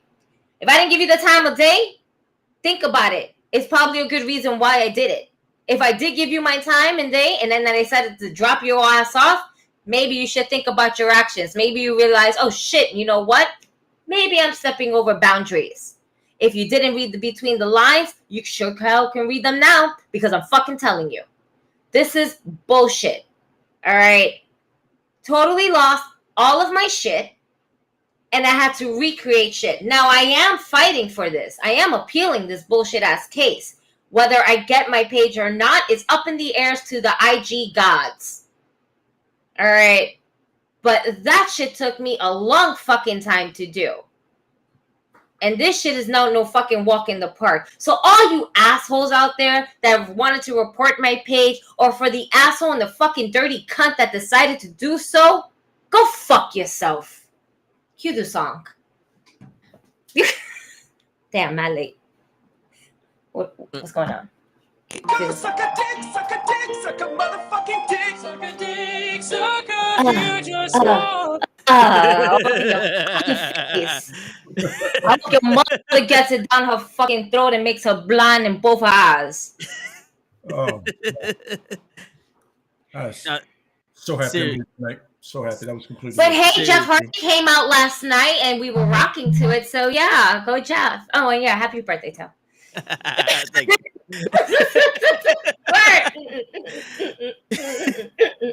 It's all right. I'm just happy I'm here with y'all. 1, 2. Just because people think that my original page is gone, I'm not going away. I'm not going anywhere. In fact, this just gives me more motivation to build my empire even taller, even stronger. So you ain't doing shit. Word. Simple as that. You ain't doing shit. Yeah, you got my wheels, rolling and shit like that. Yeah, I'm a little heat and hot. Who wouldn't be? Because it's some real ass dumb shit. It's some petty ass shit. And if you're on that petty side, you don't belong here. This right here is not for the sensitive. This is not for the cancel culture. If you're part of that, then get the fuck out of here. What are you doing? Facts. So we're not here to piss people off. If it pisses you off, then fuck it. You're a sensitive ass bitch. It pisses you off. That's it. But guess what? It makes a lot of other people fucking laugh. It makes them smile. If I can get one smile a day from the bullshit ass memes that I fucking post up, then I did my job right. If I piss you off of one of my memes, guess what? I guess I did my job right too. I gotta be a face and I gotta be a heel. Yep. Absolutely. I play both parts. You ain't shit to me though.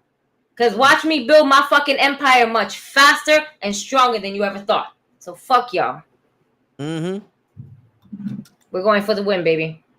That's it. And cheers to that as well. That was so eloquently put. I got to drink this time. There we go. Hey, Cheers to all that. right, hey. There Bigger you better go. things, folks. That's Bigger it. better For the win. right there. And that just made me want to put for the fucking win. That's what we're gonna fucking That's do it. next.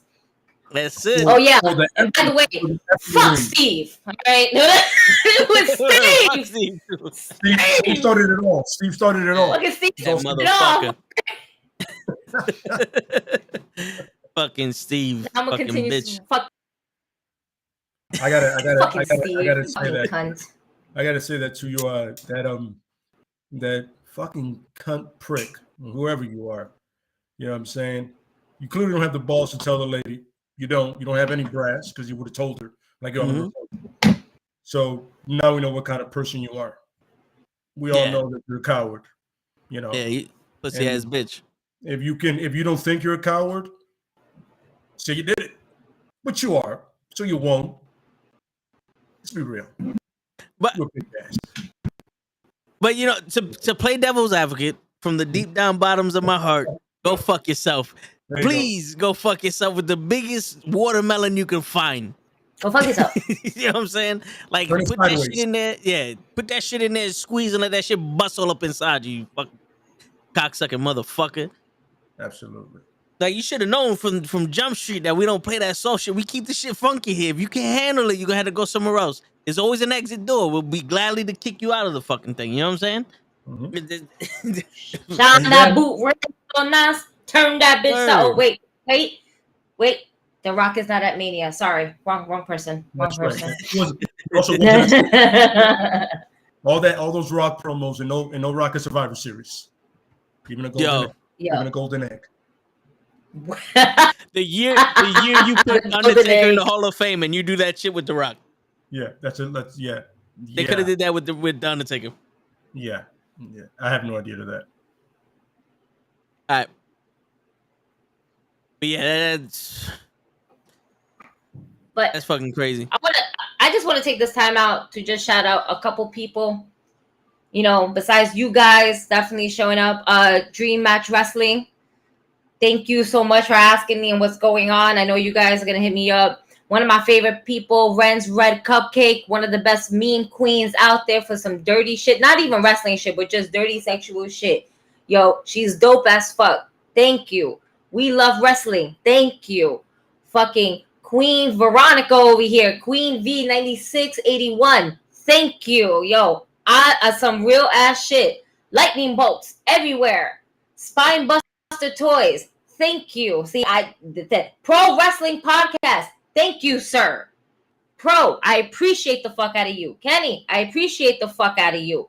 Hill.Liz, I appreciate the fuck out of you, girl. These are people that definitely, and there's so much more, that went ahead and decided to go ahead and get my shit back. or at least get somewhat of a follower base back because of the bullshit. I've been dealing with this shit for the last 48 hours, and I honestly thought on some real ass shit that it was something that I did. Real talk. Mm-hmm. Yeah. Because I'm trying to make this, this is a For the Win brand. This ain't just a logo. This is a brand. This is who we are. We're going for the win. Why? Because we won't settle for less. All right. This is a lifestyle. This is what we do. We go for the win because I will not settle for less. All right. There's people that go behind this. There's people behind this and that believe in it. Don't be that asshole to that want to go ahead and tarnish it because you're not happy with your life. Word. That and you don't have the guts or the fortitude to actually try to do what Gigi's doing. You don't have it in you. You don't have that ambition. It's the perfect word. You don't have the ambition to do it. So you're gonna hate on somebody else. Don't do that. Oh man, if you're not gonna be part of it, walk away. Yeah. Stop being a spoiled little bitch. Word. But yeah, Jeff Hardy came back yesterday. Dan it. The theme song too. Yeah, that was crazy. He was gonna come out with his and also real that shit. Yeah. What happened? I love the fact that he had enough time to do that while his brother was getting beat up. Yeah. That was the best thing. Now I gotta go save my brother. Give me a second. Just he knows how to do this. Real quick, Pro Wrestling Podcast sent me a video and I saw like 2 seconds of it. I want to play it on here. Yo, Pro, can I play it on the stream? Because I saw Kenny pop up and it was like message to toe tags. I want y'all to see this with me, but it was cool to see him in there. He looked good. Jeff Hardy looked good. Like no, he did. No, he looked. But the funny thing is, he didn't look bad when he left. Facts. And not for nothing, but he looks a lot happier because him and Matt, they legit, you can tell they had that genuine moment like, yes, finally, we're back in the ring together like how we're supposed to be. Did you guys see a pro wrestling's thing, right? You see it? When he was there about to say what's up to Jeff and he looked into his soul. Yeah. I didn't realize, but he saw the camera. He's looking right at him and guy looked like he was having the best time of his life. Like, yo, yep. I just got tired of that machine. You know, it was a machine. You know what I mean? Yeah. Here, do this, do that. Jeff Hardy's not about that life, son. Jeff Hardy has always been a free spirit. When you jump off like God knows, like three-story high ladders, you want this guy to come forward? Good luck with that. Word. No copy, Ronnie, Pro. All right, so real quick, let's take a look at this. All right. Can you guys hear it? Can you hear it? No. Did you hear it? No, I can't hear it. Oh, no, still no sound. Oh, all right, I got you. So we interrupt this podcast. Oh, here we go.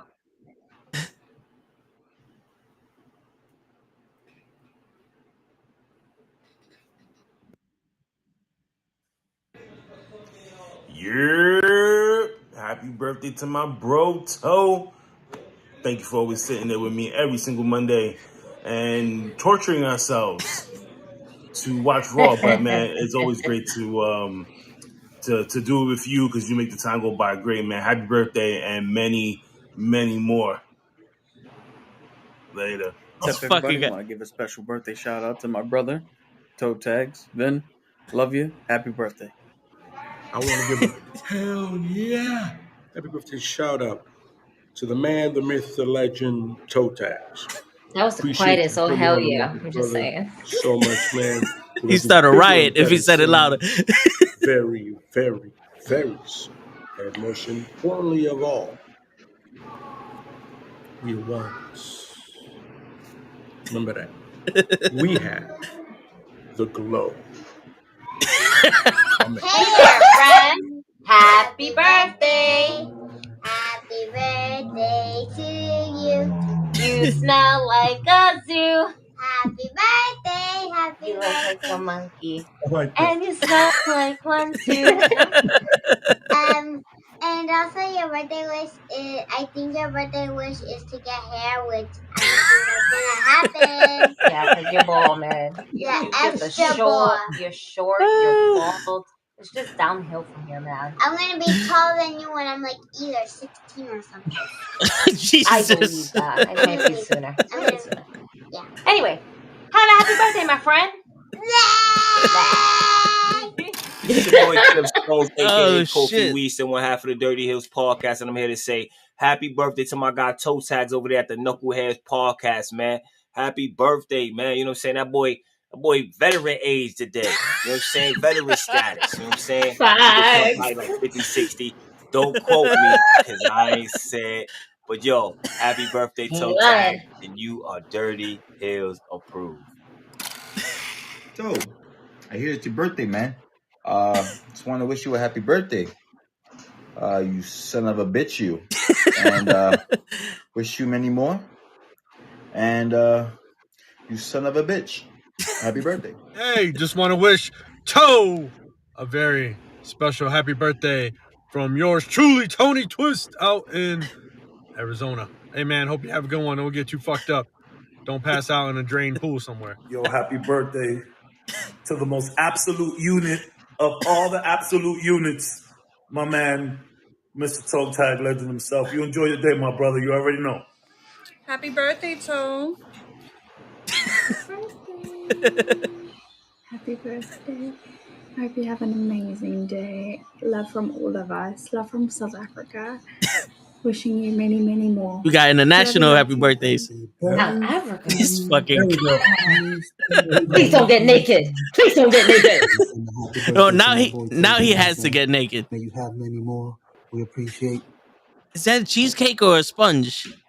I hope it's cheesecake. How did the candle just blow out? Hi, papi. Oh my god. Feliz cumpleaños, mi amor. I didn't know we Te had John amo. Leguizamo. Luizamo. Happy birthday, Toe. We all love you, man. We all appreciate you, and we love your channel and everything that you do.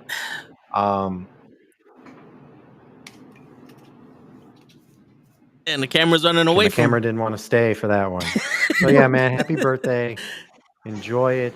I hope you had a really nice birthday, man. I know it's like in the middle of the week, which sucks, but it doesn't mean you can't celebrate with friends. Keep up the good work with the podcast. I'm here. I'm gonna be the number one fan, and the flock is always gonna be number two. That's it. Just saying. Oh All right, man. shit. Have a good one. I heard a challenge. That dude's from beef with somebody from the hood. There's somebody stabbed. Word. the Holy challenge. Yeah, man. Yay! Happy birthday! Yeah, there you go. I don't have the soundboard, but you knew what you had to do. No? Yeah. You look a little misty out there, Taggart. Yo, I'm just saying, thanks. I appreciate y'all. I appreciate y'all. So I'm gonna make you Ryan, this was me and Riley winging it. I think that we tried it one time, but the camera fucking that way she messed up. And I was like, she took like mad long. I was like, that's a long ass time. We don't have enough time for this filter, girl. We gotta just go and wing it. Like I'm giving her direction. We gotta go. She's like, I got this. The whole hair and bald and everything, that's all her. That was all her. And she's like, friend, you know, the bald-headed one, the one that you met, you know, over at when we went to AEW. She's like, oh, I remember him. Like, and it's the only thing is that, like, she knows that you're bald too, Lay, but she considers him the bald nigga. Like, you know? Like, he's bald, yeah, but no, that dude right there is really bald. I think because I'm like, you can't really see it until like you know what I mean? Like yeah, the light. He's leaning forward, so it's presentable. You know, yeah, it's weird. It's weird, man. Yeah. Oh shit. Now that I'm looking at it, it does look like you have a dent now in your head. I'm like looking at it now because she's mentioned it. Yeah, it's weird. Yeah, the camera's more down than it should have been. Yeah, like if I do this, there exactly. See, that's the thing. Yeah. And I'm standing up, by the way, because you're just gonna see this. Whatever I let you up. Yeah. Oh man, it's great. Oh It's man. fun, Oh man. man, But yeah, no, she was winged it, and I was like, word. Yeah, that was She's Pro gonna be hit the- me up. Yup, Pro, all Pro. Thanks, Pro. The Yeah, man with the mastermind right there. He hit up everybody, and it was like, we're doing this, and I'm like, he was like, just send a small video, email it to me, or send it here, whatever's easier. Yeah, you're lucky because So shout out to him. It was either it was like Jack Burton, but I mixed it both. I was like the glow, and I was like, they never say what this means, but we all know this means good journey because they do it in Masters Universe. Good journey. Yeah. There you go. Yeah. Shit. Fucking Kenny had to fuck it up with the "you can't see me" shit, but you know what? I forgive No, you, he man. did great with that. He did great with that. What are you talking about? No, It's perfect. First and foremost, Kenny, throwing it out there for you. You got to get that hookah bear thing going on, bro. Get the shirt, get the promo going, because I feel we've spoken about this to people, and people figure that's a dope name. I'm just saying, throwing it out there. You could have a brand, the Call Up AK Hookah Bear, 2 brands at once. Just throwing it out there. It's an idea. The Call Up is the show. Hookah Bear is the character. And that's it. Then you do AKA Brock Boo. There you go. Brock Boo. You love Brock, so it makes sense. Yep. It makes sense. BB, got you, Yo. bro. Wow. Remember, Mick Foley had multiple personalities, and it all worked out for him.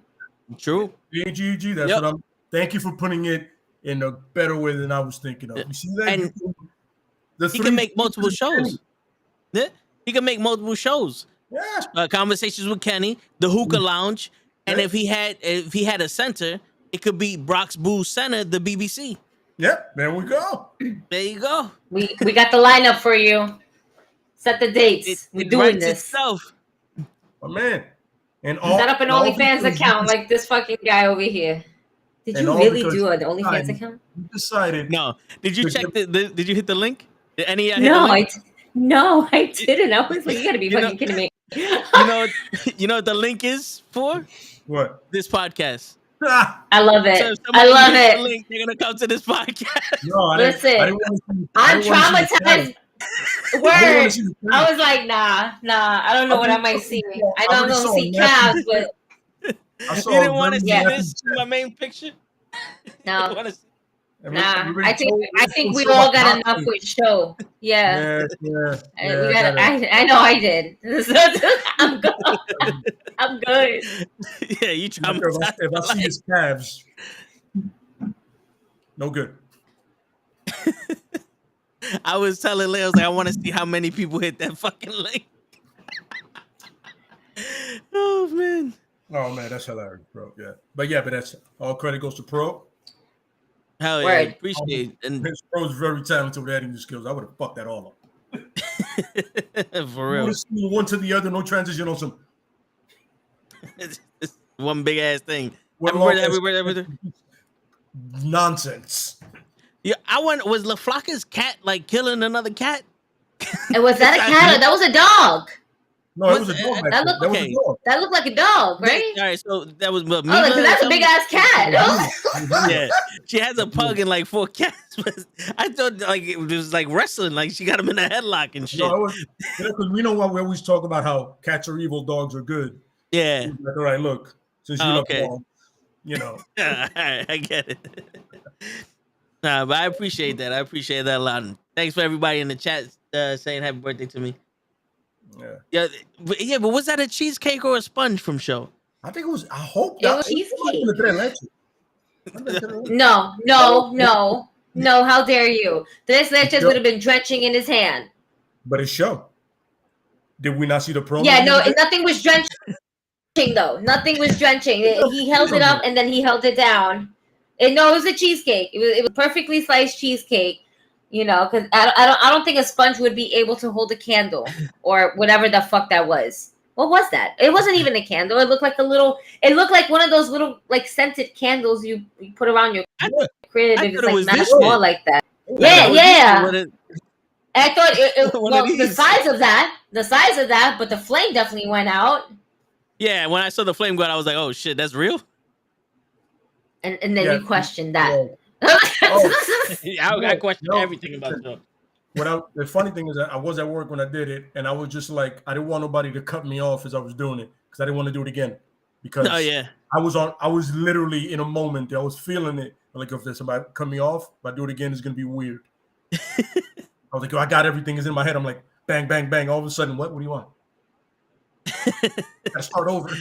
Yeah, bang bang. Don't you see I'm doing something, motherfucker? I'm literally in the middle of something, but you're at work. You're not clearly because you're disturbing me. Yeah. Prick. What was the run rule I told you? Don't be a cunt. The one fucking rule I gave you. Yeah. Oh, Gigi, I don't know if you were listening to the Jim Cornette comment, which I absolutely lost my shit about. Oh yeah, you came in that while we was in. No, I wasn't listening in, and I didn't see anything about it with all this shit that's been going on with my account. What was said? So, please. So Jim Cornette said that Keith Lee has a voice like Frazier, and he sounds too smart. Because a black man can't sound intelligent? Excuse me? Because somebody who's not the color of baby diapers, which is white, can be intelligent? Are you fucking kidding me?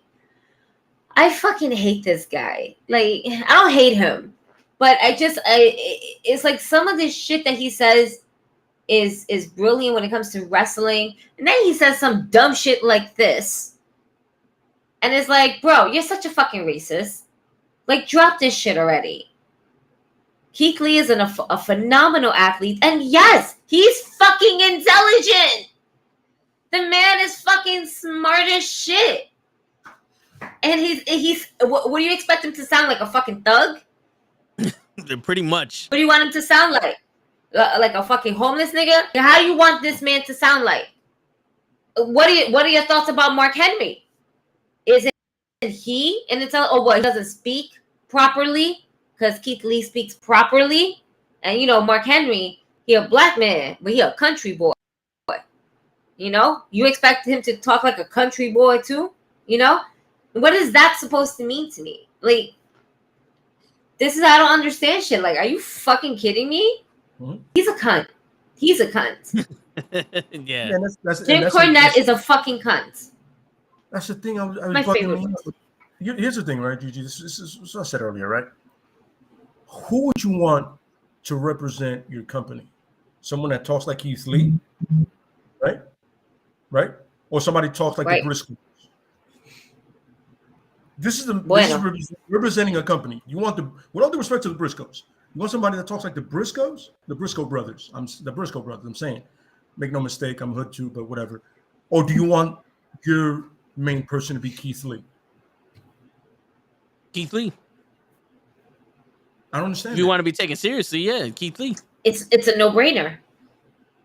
It's like, first of all, who can you take to a corporate office? Yeah, look at the man. Like, not for nothing. Well kept, good looking guy. The guy clearly knows he's an intelligent man. You know what I'm saying? And he's proud of who he is. You can tell by his appearance. Whenever you show someone, you're like, yo, that man is proud of who he is. Kenny's, I know Kenny's gonna get behind that 100%. Like, yo, stands up straight. You know what I mean? And the way he speaks and the way he is, the way he presents himself. Yeah, that's the guy you want to push for anything, for like sponsorship or whatever. Think about this for that. If you're gonna do media, like, who's the main guy in WWE? It was John Cena, who was well spoken. Roman Reigns, who's well spoken. Miz is well spoken. Another guy, yeah. The Miz is like, he was their go-to guy for media stuff. Yeah. A lot of these people that talk edgy and all this other shit or act stupid aren't the main guys that are holding the titles. They're not the ones that put the company on their back. Pimp, you're absolutely right about that.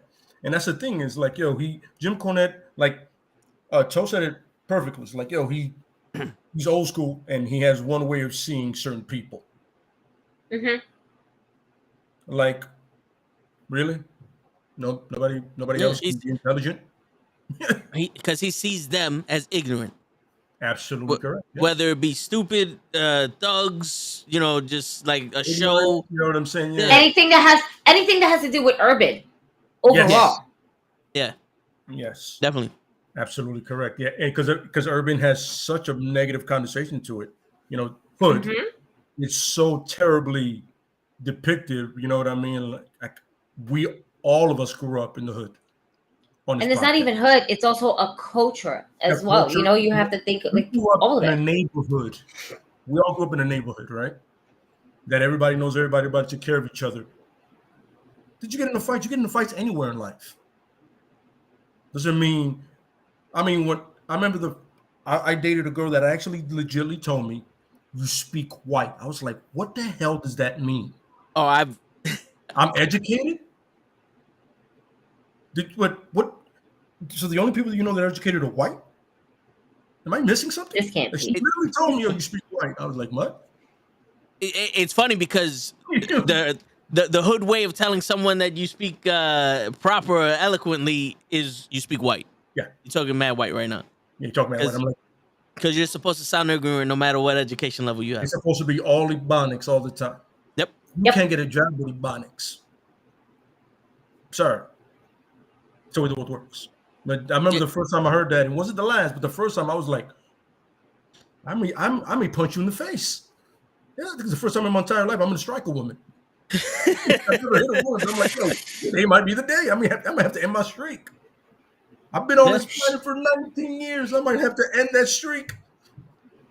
You know what's funny? Someone asked me to explain something, and the only way I could actually explain it was try to sound intelligent, to put it in the simplest form. So I explained it to someone, and my man turned around and got his girl. It was like, "Can you explain that to her? Look at how stupid he sounds." And I'm using big words to describe what happened, and they're looking at me like I'm the dumb one. I'm like, really? If I would have really, like, okay, I'll take that. Thank you, Amy. Appreciate that. But yeah, in all honesty, if Keith Lee was white, that wouldn't have never been a comment that Jim Cornette said. Absolutely That would have not. never been a comment. If the way Keith Lee speaks and the way he is came out of Otis, it would have never been a problem. Nope. And once again, nothing against Otis. I like Otis. I like his character. Dude, I get it. You're a big man. You can also move. You know what I'm saying? But yeah, in honesty, that's what we're doing here. You know what I mean? And Jim Cornette, same thing I said earlier. Read the room. Read. Yeah. No, read fucking Society. At this point, you know what I'm saying? You ignorant backward country prick. Read it. And if anytime you're feeling froggy, New York, we can talk. That's it. Mm-hmm. You can come to the urban area, and I will show you the urban way. Yeah. And bring your tennis racket while you're at it, just for fuck's sake. Yes, you bring that, and I will bring my urban stuff. Take a guess what that is, Jim. A cheese grater and a stapler. Do you guys own a cheese grater? Because I don't. I've never had a cheese grater in my life. I have one here. All right, I just wanted to know because I always found that funny. It's like that's the weapon you choose. Like I've never seen that. It's like a cheese grater.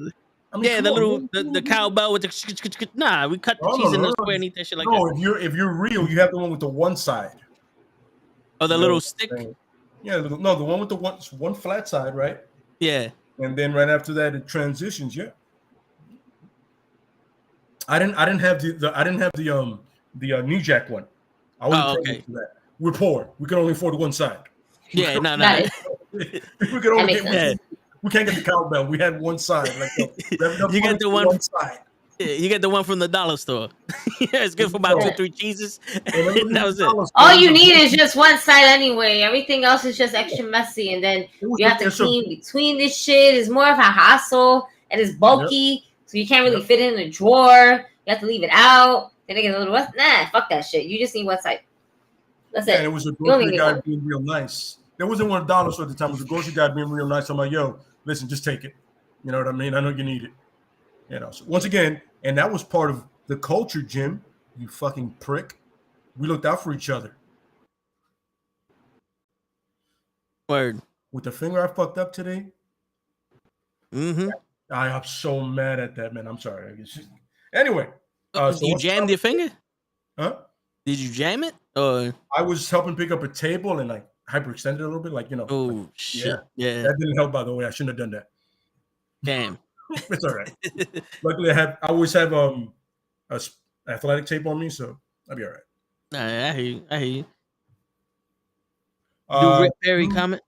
That's real good. I think it's the NBA one, which I saw earlier. You know. Oh, okay. I was about to say, who the fuck is Rick Perry? I didn't know it was one. I thought that was like a wrestler. I was like, hold on, wait, that's one of them. I don't know. He's right in the NBA. They got stars like Jordan and Kobe and Jordan, all respect, but NBA had legends that wasn't starred, had characters that was well spoken. Shaq, Allen, Kareem, and also for Rodman. Rodman wasn't that good of a player, but he was really good. He was flamboyant. Gimmick. No, yeah, you're gonna promote the people that you can promote on TV. You know what I'm saying? Like Jordan and Kobe spoke well. You don't see a lot of Russell Westbrook being out there. Yeah, but here's the thing. Here's the thing about that. That was a great comment, by the way, which I appreciate. The thing about the NBA at that time, it was a lot like the WWE. You had the cast of characters. So on one team, you had Jordan and Pippen, right? The guys that when you see them, they're dressed properly, whatever. Then you had Rodman, colorful hair and whatever like that. So you had that balance. But if you talk to Rodman, if you see in interviews, you go, "This is an intelligent human being." You know what I mean? Yeah. But he understood his role at the time on that team. He got it. You know what I mean? Like there's not too many people that want to question him and try to scrap with him. You know what I mean? Rodman was tough, but also intelligent. But I understand what you're saying. Yeah, you're absolutely right. Yeah, it's about marketing a brand. That's what we're doing here. Getting out to more people that can relate. You know? No, I definitely hear you. Pro said something. All right, see, what do you think Ring of Honor champions are gonna do as far as their contracts and championships? I can see that's a good question. I can see Tony trying to keep them, like trying to get them. If he's gonna redo Ring of Honor, like, yo, stay the champion and let's just do what we do. Yeah. I would like to see them on TV, to be honest with you, like in a channel I can watch, not like fucking Access. Yeah. Well, John has been defending the ROH Championship, in indie shows all over the place or promotion. So, Look at this fucking guy. Oh shit! Yo, it's not lit up. It's a cheesecake. It is a cheesecake, or is it just a pound cake? Oh, okay. The copyright. That's as far as we can get. We were getting it right there. Sit. 2 seconds. We got it. Got it, bro. How y'all feeling, man? Shoot. My bad. What? That's what you can get. 2 seconds. Everyone's gonna see this show after this. Good job, show. What's up? Hold on, y'all got beers and shit? Hold on, Mr. Cole, I brought you some flowers, bro. Don't be like that. Oh shit! You brought me some flowers. He's giving the man his flowers. Yes, yes. We appreciate you for everything you do for us, man.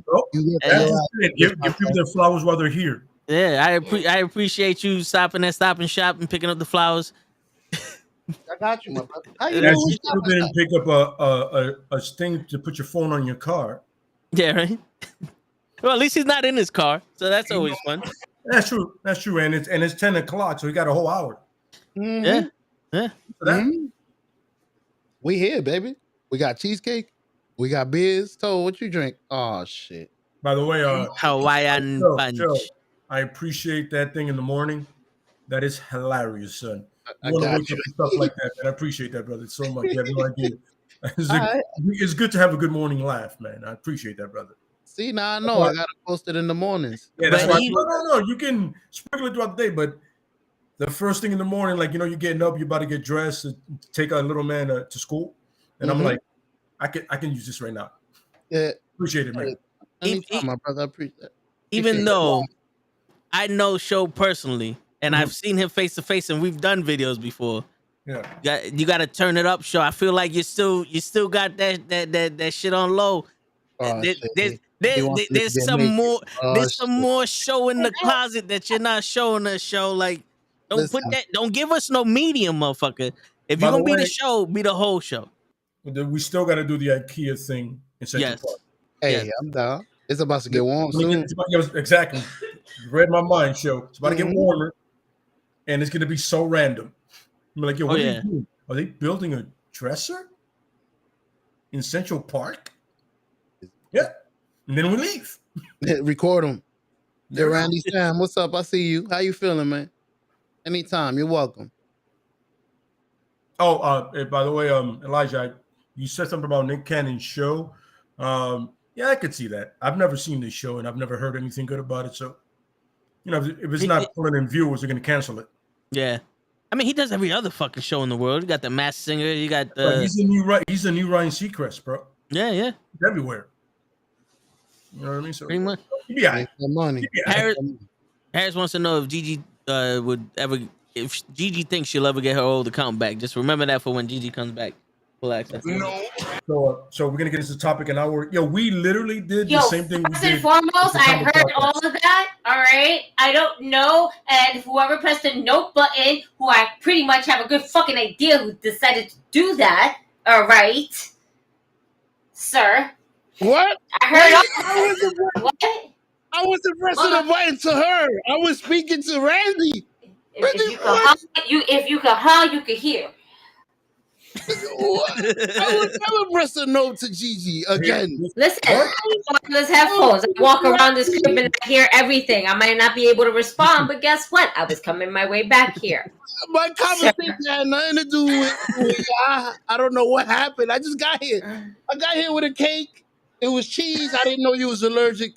I know y'all heard the nope button because I heard it. In my ear, bro. He was. You're the only one with the nope button. I know. Put your hands on the yellow circles. Absolutely. I'm gonna look at you. I'm gonna look at you. I got no hands. I got no hands. I'm gonna look at you right now.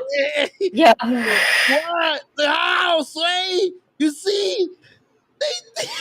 Yo, my note sounds like that's what my note sounds like. I don't have a no button.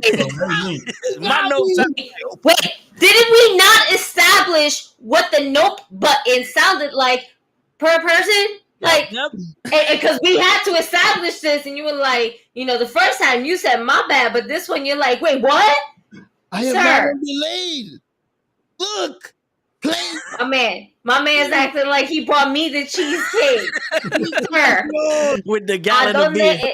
Give me the cheesecake. Bruh.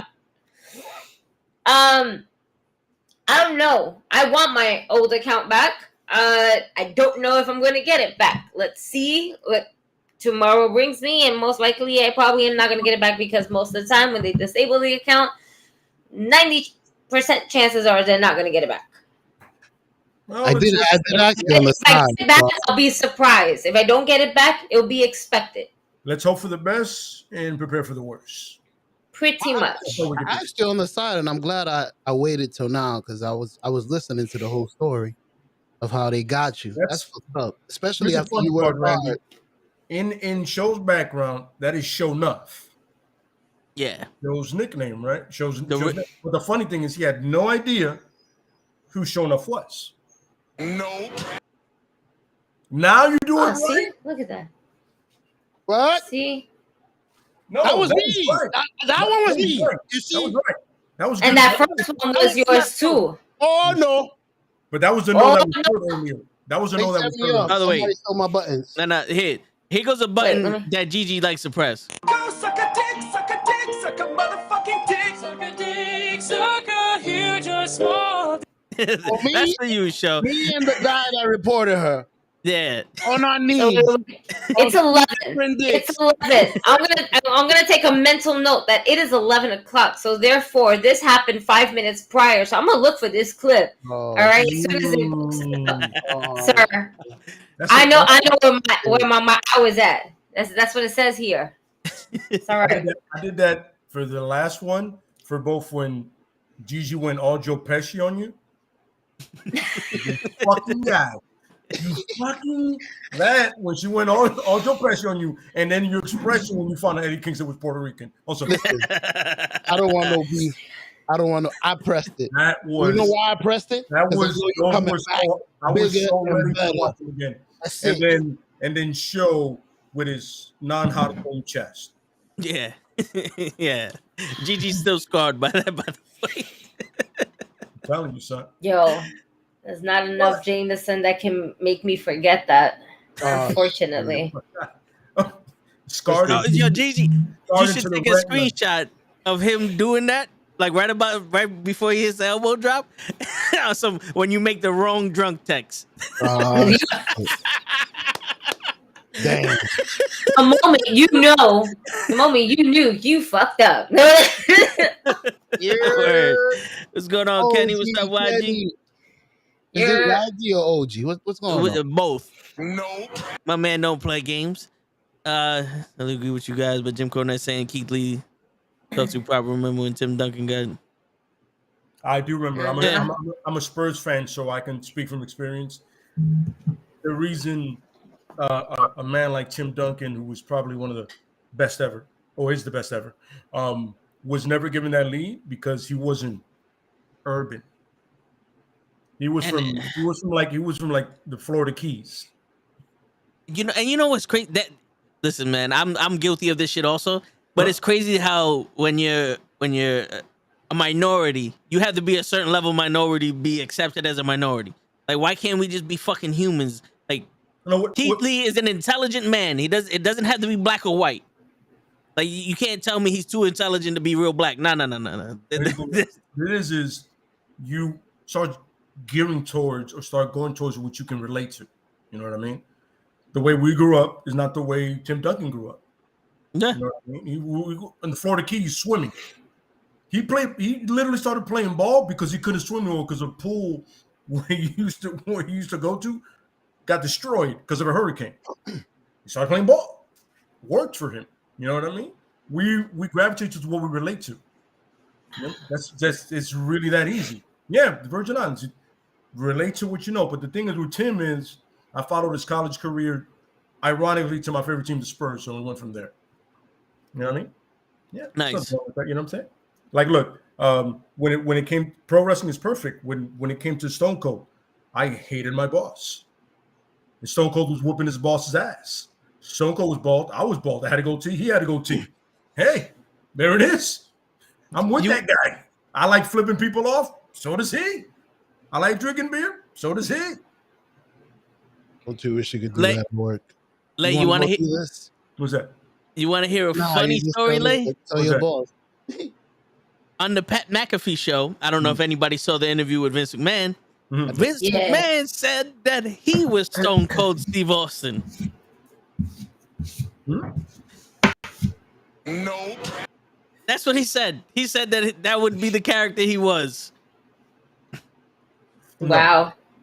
He did make Stone Cold to another level. No. That's so Japan. Oh, man. Absolutely fucking not. It's nothing about Vince as Stone Cold. No, I didn't say he is Stone Cold. I'm talking. With all due respect, I'm talking to Toe. I'm like, yo, with all due respect. No, fuck due respect. Fuck Vince. No, absolutely not. You must have lost your damn mind, son. No, sir. Yeah. No, sir. Man, when that man was stomping you out, I was vicariously living through that man. No, sorry. And then, like I said, I just related to the gear, the black, the boots. I was like, that's me. That's me there, stomping my boss out. That's me. Yeah. So that's the thing. You know what I'm saying? Like I knew a lot of. I had a friend of mine that loved The Rock. You know what I mean? He was more charismatic. It made sense. Like that was his thing. I mean, I was straightforward, to the point. You know what I mean? So you gravitate towards what you know. You know what I mean? You know. Word. I'm pretty sure Joe loved Goldust. Oh yeah. Oh man.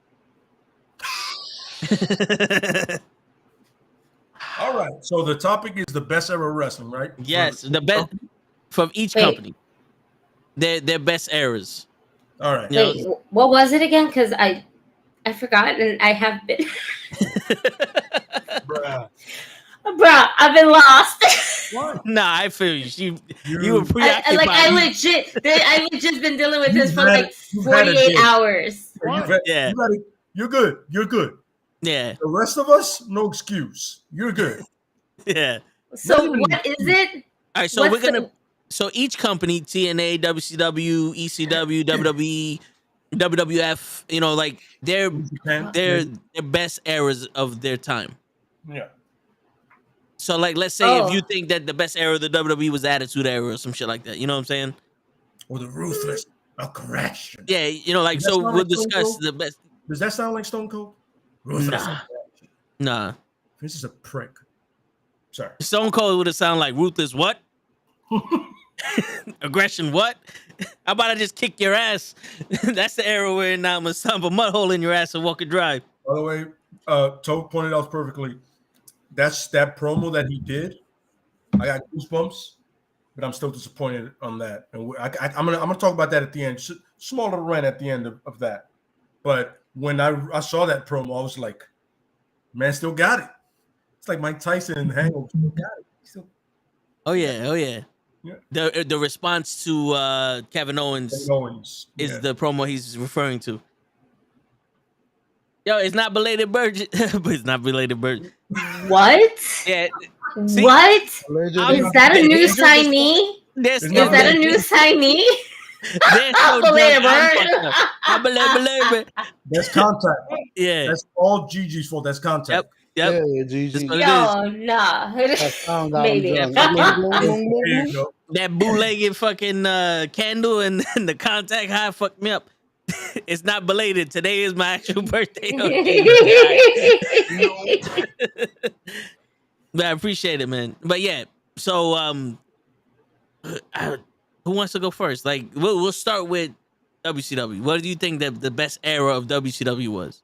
Well, I feel like if it was your topic, you should probably lead. You know what I mean? Okay, we can all start with whatever company we want, or we can start with a company you start with. You know what I mean? Like, if you start with WCW, we'll go with that, and then we'll circle back. All right. I wanted, like, WCW had multiple different, you know, eras. Mhm. And it's crazy because, like, the concept era that I would call, like, the fucking Jeff. 80s, like right before Hogan got there, Yeah. with the lethal lottery and the double ring, the war games, all that stuff. Like, that's dope. Yeah. But I don't think they got their shine until the NWO era. Like, when Nitro came around, that's when I think it hit big for them. Because that was the rise and the fall of them. Like, after that era, before that era and after that era, wasn't much for WCW. So that's what I would say is, like, for my opinion, my favorite era for WCW at least. Gigi? Oh man. What up, Matt? Hey Matt. Bless.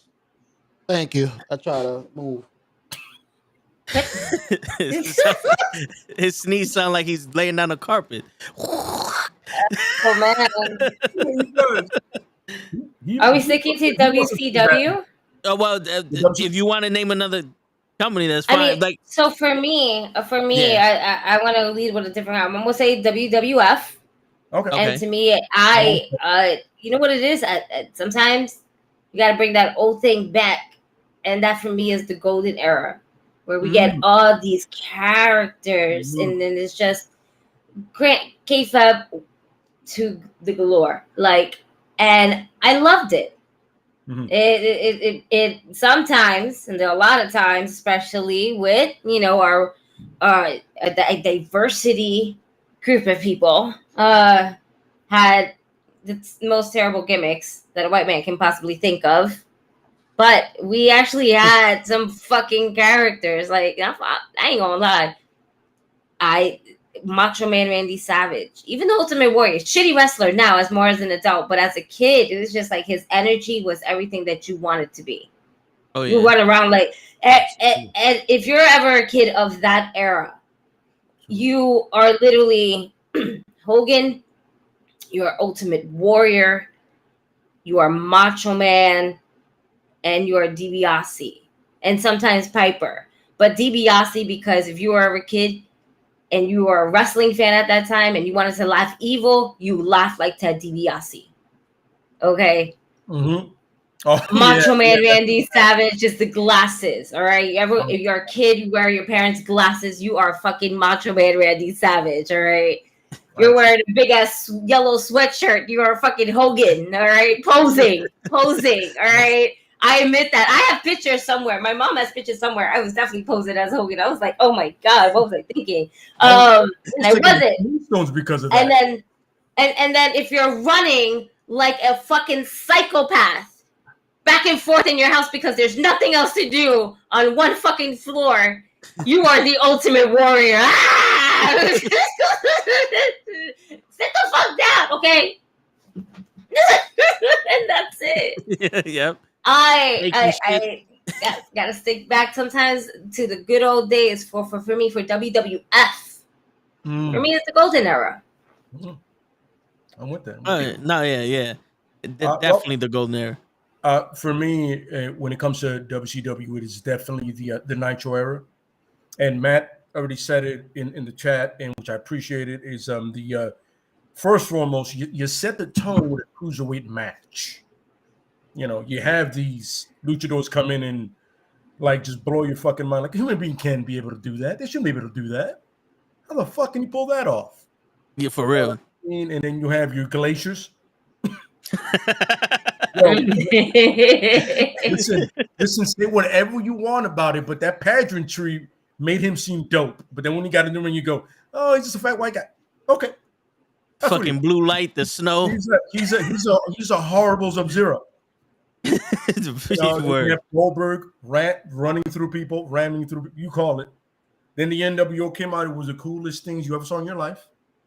And now me as a Crow fan, I see Sting and I'm like, I know that movie. You know what I'm saying? Yep. I love that movie. And then I'm not going to lie to you, and I'm happy that Matt was sinking somewhere. Eddie going from what I knew to what he was then when he got jacked and came back literally ripped. That's the Eddie I always loved. That Eddie going into that Eddie at that time when he looked like he was pissed off at everybody that wasn't him. Yeah, man. Definitely, literally when Nitro really started, when they first started. You know what I mean? To me, that's the best era, period. You know, you can NWO, Scott Hall coming over the rail, Kevin Nash showing up. You know what I mean? Literally, right there. Give me that moment again. I'll take it any day. Absolutely. Hell yeah. Black Scorpion. That's terrible, Jeff. Jeff is bringing up old shit. That's terrible. Black Scorpion is terrible. And in a way, WCW was kind of like what AEW is now. During the Nitro era, they had guys from ECW that could actually wrestle, like Lance Storm and like, you know, Jericho and Jeremy Lin and a lot of those people. They came in to wrestle. Jeremy Lin too. You said that. Yeah. I apologize, Jeff. You're right. I did not mention Chris Jericho with his list and Dean Malenko and all these amazing, all these amazing wrestlers. Oh, yeah. I apologize, but I meant is amazingly somehow they did balance wrestling with segments. Yeah. You know what I mean? And Booker T, and they had great tag teams, by the way, great tag team division. So, yeah. Sorry. Oh, yeah, definitely. Show? I'm going to have to agree with you, brother. I mean, they had... Surprise, motherfucker. That's the wrong button. That was supposed to be the NWO. But anyways, they had the NWO. You just love pressing buttons. My bad. You see, Gigi, I fuck up on myself, too. Not just on you. Raven and the Flock. That's another one. What? But anyways, they had Ric Flair, they had Conan, they had Hulk Hogan as heel, they had Chris Jericho with the fake security guard, they had Sting, Goldberg. That was bro. Nobody should have beat that ever. They had the best welter. Was it Junior or junior welterweight, cruiserweight best title. cruiserweight in the world. Junior cruiserweights. Yeah. Mm-hmm. LW. How that is, but I'm with it. Hey, The I'm in my midgets. own class. The midgets with the junior cruiserweights. Word. See? That's for another time. Yeah. But yeah, no, I'm surprised that they lost with that group of guys. They had almost everybody. Yeah. They just had bad, like what WWE is doing now. You know what's crazy? Like, the storylines were actually better in WCW because remember the best thing they did with Lance Storm in WWE was call him boring. Austin called him boring. That was the best thing they did with Lance Storm. In WCW, he won the United States Championship, slapped a sticker on it, and became the greatest United States champion in that era. And it was the Canadian Championship then. And was for it a someone Canadian that he held three belts at once. Yeah. He had the hardcore championship, the United States, and the cruiserweight championship. And then he gave belts away. He gave one to Mick Skipper, right? Yeah. The cruiserweight was like, yo, like he. By the way, I give him this. WCW did good things, but they fucked up Mick Skipper because that man is way too talented to, you know what I'm saying? Yeah. But, yeah. No, well, yeah, Vince did kill it. I'm not gonna lie to you. You're absolutely right. And Tamat, the LWO was also a good thing. But no, that was. You know what killed WCW? The fact that they all came out and they said we're gonna start new, and then next week they started. Like I remember Eric Bischoff was doing an interview and he said that they were gonna kill WCW off, wait about like 6-7 months, and then restart WCW as a brand new company. But what they did was they just went from one week to the other, and everything's supposed to change. You're not supposed to remember shit, and that kind of kills any momentum that you would have to restart shit. You know what I'm saying? Because if you took off that time, everybody washes the bad taste of this new blood shit out of their mouth, and then you come in and you got this new flavor in your ear. You can make it look different. You could do all that other shit, but yeah. So next company, I guess, right? The next company. We could do ECW, even though there was only like 2 eras in ECW. When it end. Yeah, when it in the end. When it came on at 1:00 in the morning, and then when it was on Spike TV, you know. I'm the 1:00 in the morning. On that era. Same here. MSG channel, 1:00 in the morning. That's definitely me. Yeah, that was me. Yeah. So I guess that was different. Because I'm not gonna count the WWE ECW shit. I'm not counting that. That to me, that's not ECW. Nope. But yeah, I would have wished they had that TV deal when they did the 1:00 in the morning shit. Oh my god! Because it looked official with the TV with the Spike, and Cyrus the Virus running it as the commissioner or whatever the case may be. You had Justin Credible did his thing as the champion. He did the best he could do. Yeah. But back in the day when you had Raven and the franchise and Too Cold Scorpio and Taz, Tommy and Dreamer, Sabu, Tommy Dreamer, Scorpio, yeah, and the Eliminators, the Eliminators, Perry Saturn and Chaos. I forget his name, but yeah. I remember that special. And then you can't forget the legends of Mick Foley. All right, Foley was there. Terry Funk was there. Sabu. Yes. When you had franchise first do that iconic fuck this title. And let's be real, not for nothing, ECW also taught us that guess what? Women can go through tables too. Oh yeah. Absolutely correct. Yes. Oh yeah. And not for nothing, you gotta give props to Francine doing her fucking thing. Oh yeah. All right. She took a lot of fucking bumps. Yeah. Oh, and she was indeed the queen of extreme. She made the wrong choices on wearing shirts, though. Yeah, every she time did. she got power drived, everybody saw those puppies. Yeah, titties is out. Everybody saw the puppies and everything else. We saw the bikini wax. Oh yeah. But to Matt saying is Roadkill and Danny Doran. But let's all show an unsung MVP, which is Nova. Nova went from being a joke to got jacked, and Nova was one of the most innovative people next to Canyon. Who's better than Canyon? Nova was as innovative as Canyon was. Wasn't Nova came, yeah. the Kryptonite Crunch. Wasn't Nova turned into the hairdresser in wrestling? Who's that? Simon Dean. Simon Dean. That was a fitness guy. No, yeah, but wasn't that Nova? That was Nova. Yeah, right. So that's what the WWE does with him. Yeah. One of the most innovative wrestlers you have, right? Kid Cash. And remember this when he first came back, he was like he loved superheroes, so he was doing like a lot of cosplay.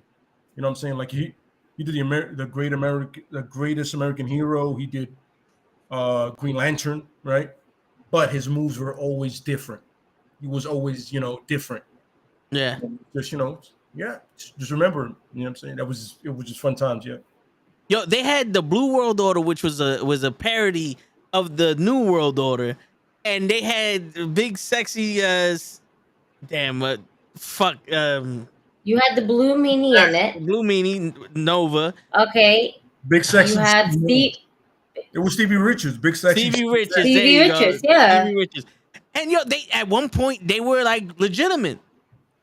They were a joke, but they actually wrestled and won matches and were legitimate. Yeah. Absolutely. Yeah. Blue World Order. Yeah. Absolutely. Yeah. And we got Al Snow from there. Shane Douglas, of course, started it. He literally started it all with a promo. You got Al Snow and Head. Yeah, remember, it's Al Snow and Head. What does everybody want? Head. What does everybody need? Head. I'm saying. Head, and then of course, head. I remember that show was great. The full-blooded Italians with Little Guido. God rest his soul, man, is fantastic. Guido, and I was amazing, man. Yeah, and then Dudley Boys. You had the of course, and you had and then of course, Toe's illegitimate father. Be me if you can, survive if I let you. There you go. Who is that show? Us.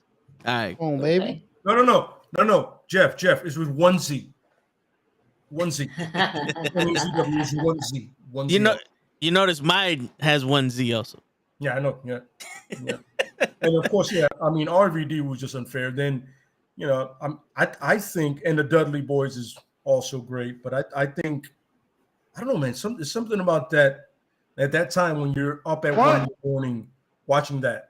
I think it's just something special about that. Like, I shouldn't be watching wrestling this violent right now before I go to bed. I'm gonna wake up. And it was bloody too. Bloody all the time. I was like, what the fuck is this? Why are they bleeding? That's wow. Yeah. This is wrestling. You guys remember their first pay-per-view? Yes. I got it. Somebody lent me the tape, right? That's right. That's old. I'm that old. I'm dating myself. The VHS. Somebody lent me. Oh yeah. Like it was. I literally got a Pride tape. This was MMA, and I got that, and I was like, "Well, let's do this." Both just as bloody. They were both just as bloody. Oh yeah. Yeah, absolutely. Yeah. Oh, by the way, I forgot Sandman and Tommy Dreamer. Tommy Dreamer was a cornerstone of the place, so I yeah. Agree. Think about this. What makes ECW so great was they had every single wrestler was a different person. Mm-hmm. Not one wrestler was the same as the other. They all had their own personalities. Mm-hmm. The match card, whoever put that shit together, every match was different. You had a hardcore match with Sabu, and then you went straight into a technical match with Lance Storm and fucking Jerry Lynn. Yep. Like you had everything. Like AEW at one point I said was monotone, the Revolution pay-per-view, because every match felt the same. But in ECW, you didn't get that. Even when Jeremy Lin and Rob Van Dam wrestled every week, they gave you a different match. Absolutely correct. They gave you a different match. So that's props to them. I think they deserve better than the third, top company at that time. But that's just me. Here's the funny thing. But all it is that it was more of a financial reason. If they had the funds to do it, to be honest with you, I think they would have surpassed a lot of expectations.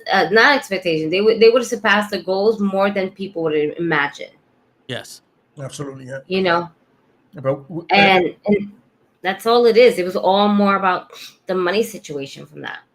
and let's remember that these guys started the cruiserweight thing. Yeah. And they started the kind of the junior light heavyweight thing in America, because it was a New Japan thing. But then Benoit and Malenko and Eddie and Jericho come here and Ray come here, and you get that faster paced style of wrestling, technical, but they're also showing their strength. That's why you can have a guy like Ricochet that can fly, but also be strong. You can have a Pete Dunne that's technical, but also show he can fly as well. So you have this hybrid thing that companies to this day, and thank ECW for putting out in the first place, putting out on MSG. MSG said, "Yo, we're in." Yeah. I feel you, Gigi, on that. MSG said, "We're in." I heard it. Yeah. He said, "We're in." And for a company that wasn't supposed to be that big, it honestly, and all puns intended to AEW and to them, it was a revolution and an evolution of. We feel it today. Yeah. You know what I'm saying? There would be no cruiserweight division in WCW without ECW. There would honestly, there would not be this, look, there would not be this blow up to paint, like the Ultimo Dragon with his 9 belts, with his 10 belts. Yeah. You wouldn't know about that if it wasn't for ECW. Yeah. Putting Ray and this dude first, and then all of a sudden, you're like, yo, wait, but I've seen that dude before, that little guy. But somebody said something about the WCW's interesting.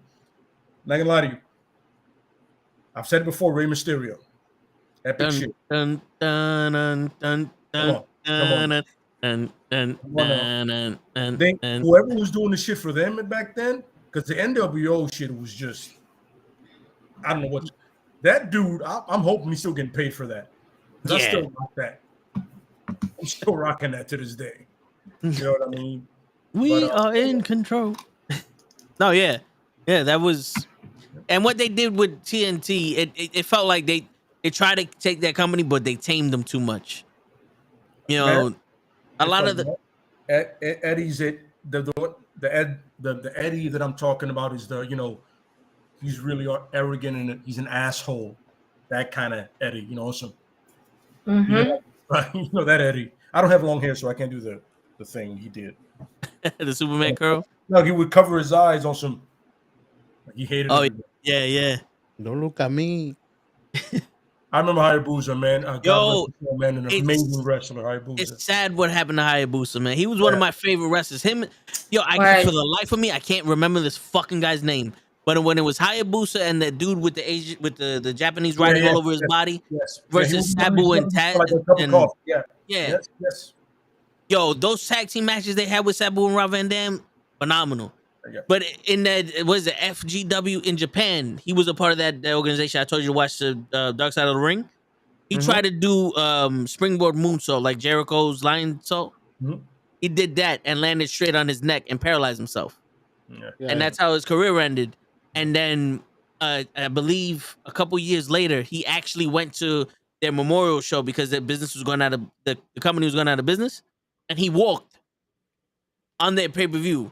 Like actually got up and took a few steps and walked because they said they would never walk again. And then a year after that, he died.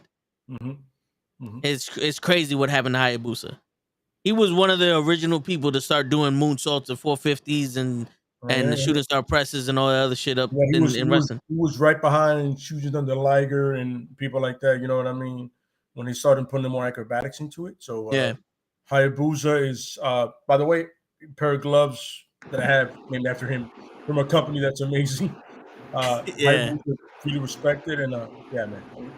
His mask was dope, by the way. I loved his mask. Oh yeah. Vampiro.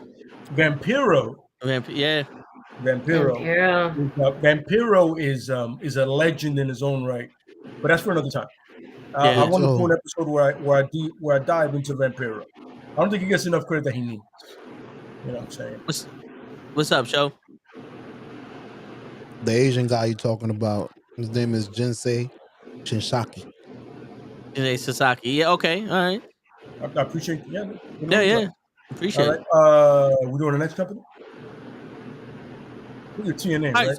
No, we didn't do TNA, but do you want to do TNA? No, it's your call. Your call, man. All right, well, let's do TNA. Okay. Because, in my opinion, I think the best version of TNA was when Kurt Angle was when Christian showed up, and then Kurt Angle showed shortly after that.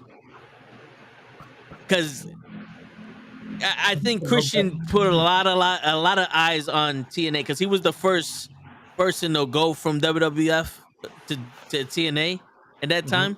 And I was sitting there thinking, like, Christian, really? He's nobody. Because that's how they treated him in the WWF at the time. And then when he went to TNA and he proved, no, I could wrestle. Like, I should have been the guy there. It was like, all right. And, he had the 10 pounds of gold with the NWA title and shit. And his matches with Abyss, I thought were fucking phenomenal. And AJ Styles being there. I enjoyed Beer Money. All right. Oh, yes, Tag team of Bobby Roode and oh my god, his name is escaping me. James Storm with the cowboy hat. And it's funny because I see his whole face, the beard, the mustache, the whole cowboy hat and everything. I'm like, fuck, what is his name? I'm like, nope. I was like, God damn, these Cowboys on fucking AEW don't fuck me up right now. I'm trying to, but yes, James Storm.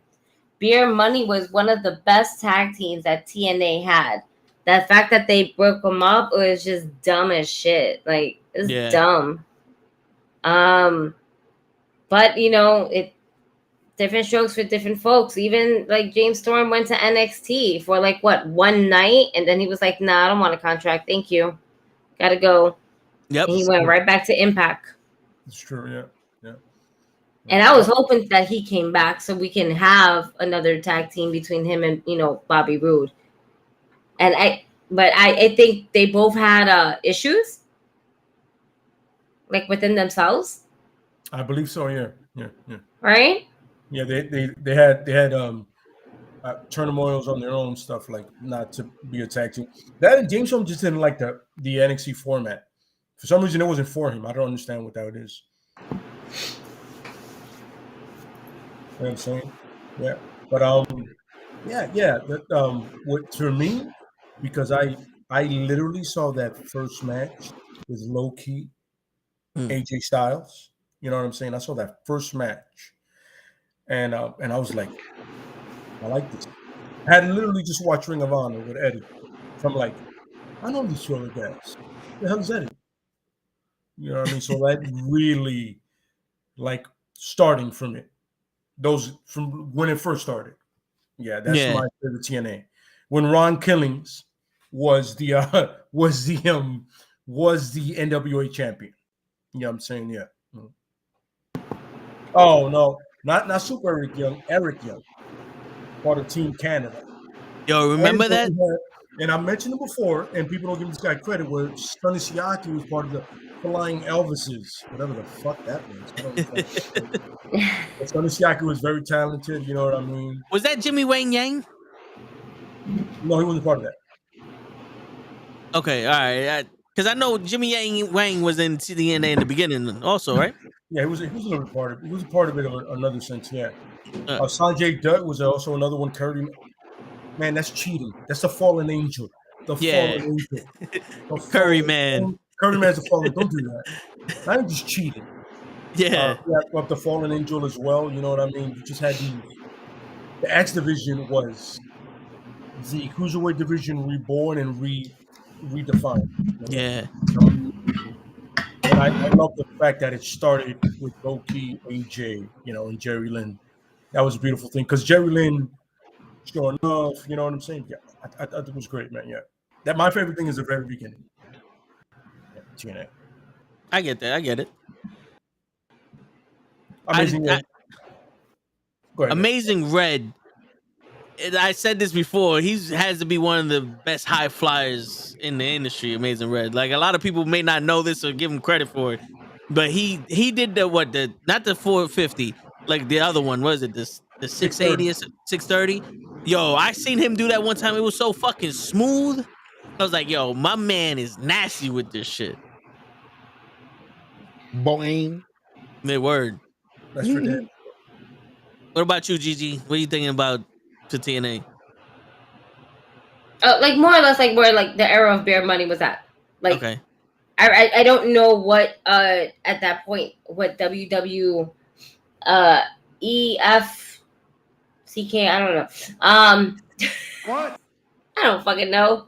I just appreciated the tag team division in TNA, and I think TNA made me appreciate the tag team division a little bit more, because at that time WWE was just like fucking throwing people. It was literally in what they're doing now is pretty much treating the tag team like a women's division. Yeah. Yeah, they are. Yeah, they really are. Yeah, absolutely. You know, and also, oh my God, what was that belt? Was the X Division belt? Yeah. Is that what I'm thinking? Yeah, when they did that first match for it. Yeah. Like the official match for that. That is like that particular era of TNA. I don't know what to fucking call that, but that era right there, that would be my favorite era of TNA.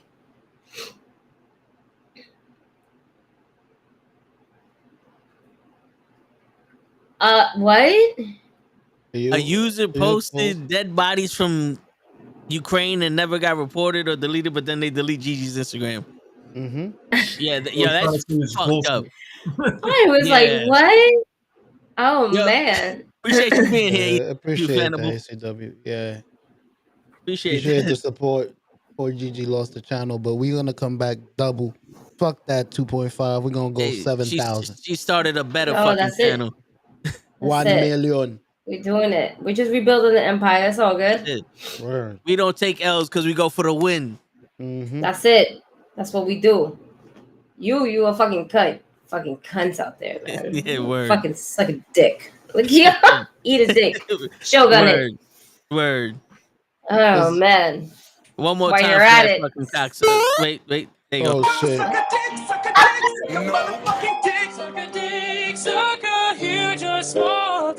Damn, he got it.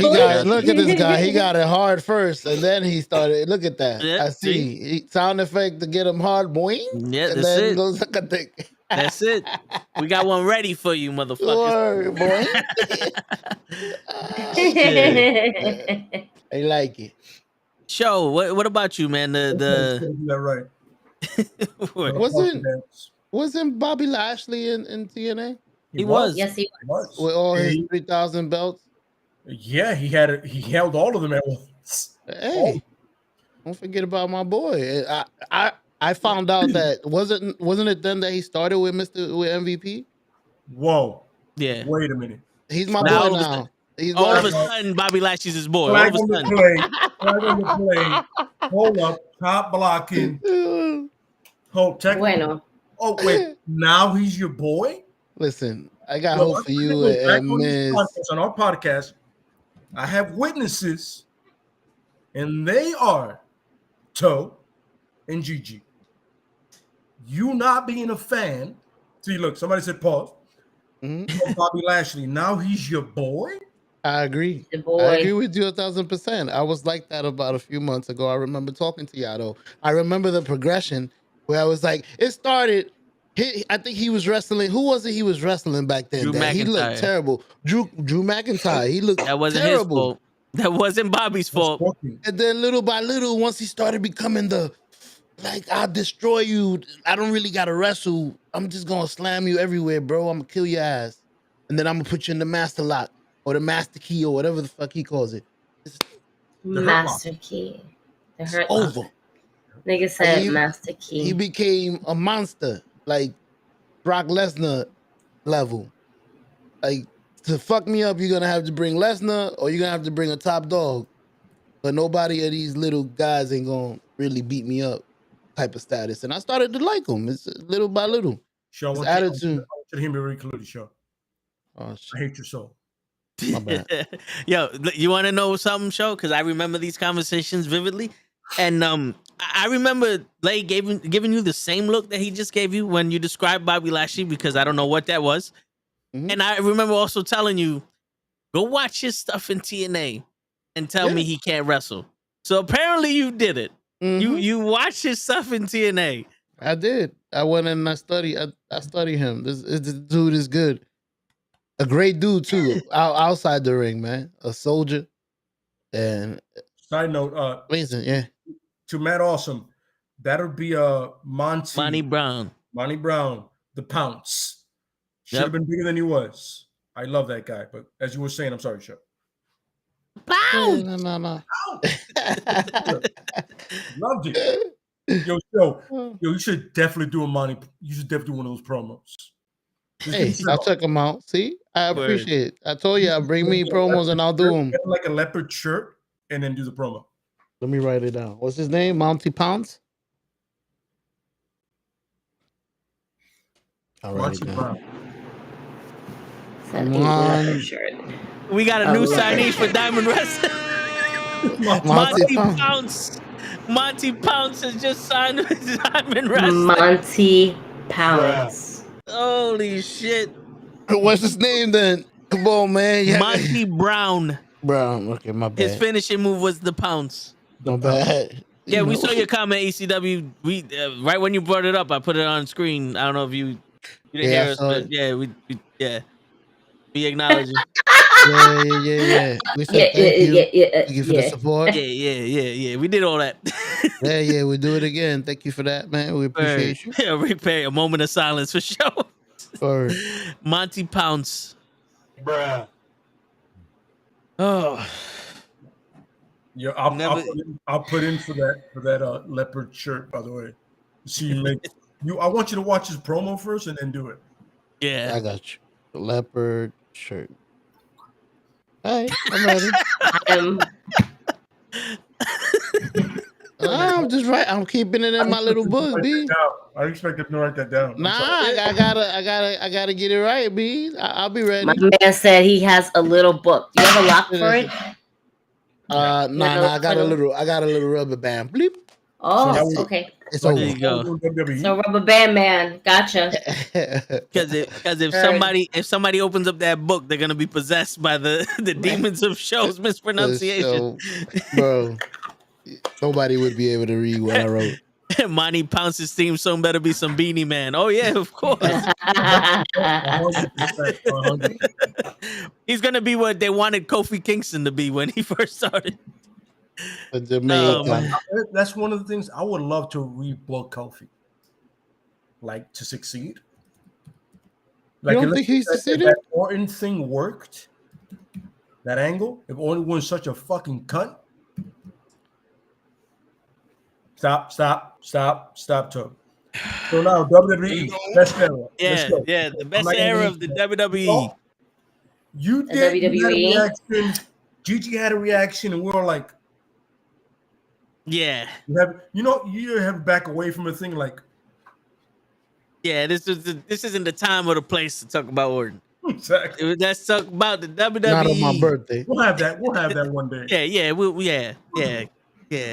WWE is easy, bro. It's two eras. It's Hulk Hogan against. No, that's Hulk WWF.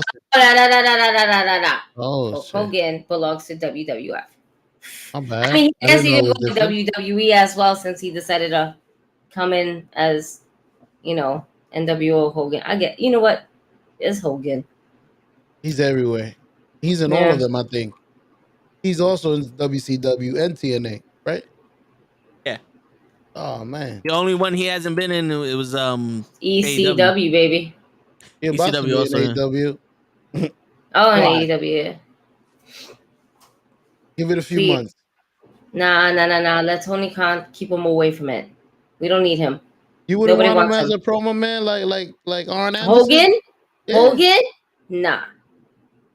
No, thank you. Not in AEW. He can go to Impact again, but he's not all elite. Yeah, I'm gonna agree with Gigi on that one. Hogan doesn't need to be in AEW. No, he doesn't need to be in AEW, and not for nothing. All elite is a different kind of wrestling, and it's not the same type of wrestling that would be up Hogan's alley. Absolutely correct. Yeah. And it doesn't match his character. See, if you notice, when Hogan went to WCW, he was failing because his character didn't fit in the show. But once he became Hollywood Hogan, that's when he took off. and everybody loved him again in WCW. He wouldn't fit in AEW. You know, the AEW is the Arn Anderson, Tully Blanchard, the tough The real guys, gotta, the guys that aren't sitting here screaming at the top of their lungs trying to get people to pay attention to their go watch and their 24-inch pythons. They're the motherfuckers that pull out the gun and shoot your fucking brains out. You know, there's a corner phrase from Arn Anderson. I'm end just quote. saying. Mm-hmm. Yeah. But I would say for the WWE, it would have to be the beginning era of ruthless aggression. Because to be honest with you, in my opinion, and from WWF, well, no, from the 90s to now, the ruthless aggression had the best athletes. You know, pure like athletes as wrestlers there. You know, you had your Benoit, Eddie Guerrero, Dean Malenko, Shelton Benjamin, Charlie Haas, fucking Ray was over there also, Jericho. Did we also get a young Brock Lesnar as well? Oh yeah. Brock Lesnar in his fucking prime. Even though Brock Lesnar feels like he ain't changed a bit since his first, you know, but no character involvement at all. No, not at all. He just wore shorts now. He just wears shorts and gloves.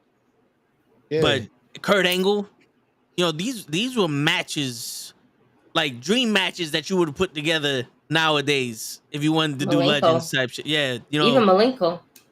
Hell yeah, Malenko. I think that like when it came straight down to it, like if you were gonna put an all-star cast of wrestlers together, it would have been the Ruthless Aggression, with an exception of like 10 other stars from another era. You know what I'm saying? Mm-hmm. Because the PG shit was horrible. That sounds really. It is right now because it's the same era. Yes, it could be plausible. I'm with it. Yeah, Madame Gigi. Sorry. Take your time. No. I would agree. WWF, Ruthless Aggression. I can go. I can agree with that. Because I'm just thinking, in Ruthless Aggression, we actually started getting the thugonomics of John Cena. You know, I mean, he came out with, you know, the way he did with Kurt Angle with Ruthless Aggression, and he had one hell of a match with Kurt Angle. And the fact that Taker gave him his props afterwards, you know, back then, I don't think that would have been scripted. I mean, it's Taker. You know what I'm saying? Maybe it could have been, but I think that moment was actually genuine.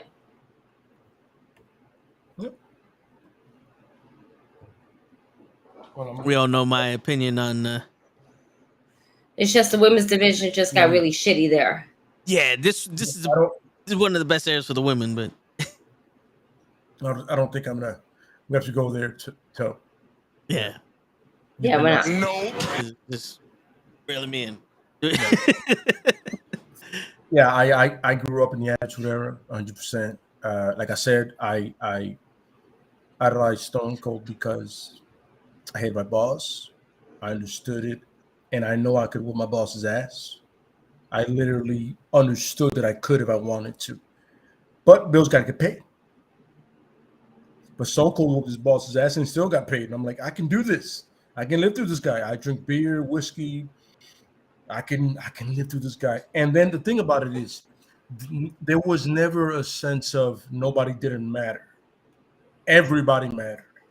Yeah. From the first match to the last one, to the shenanigans, to the hardcore title, to whatever you wanted in between. When they had a pay-per-view, everything they did on Monday and then eventually SmackDown was on that card. Nobody was left off. Even if it wasn't a title match. And like I said, I'm a bigger fan of when stuff is personal. You know what I mean? When they have their personal beef. I used to love the APA because they're mercenaries. I love mercenaries. They get paid to hurt people. Yo, listen, it's 3 against 1. You got the money? I'm in. I used to love the Nation. I understood their gripe. I understood it completely. I said gripe, that's right. Another white word to it. You're sounding too intelligent there, Lay. I'm sounding like Keith Lee right now. It's a problem, right? Yeah. You know, take that. Knock Too it much. off. Knock it off. Knock it off. No, Word. Cornette is upset somewhere. Cornette right now You're can't doing sleep. things like that. But yeah, yeah. So it was a sense of, and it was also character evolution. Everybody except X-Pac. Everybody developed. Even Billy Gunn developed somehow. And do I need to mention you bury a guy on Sunday Night Heat?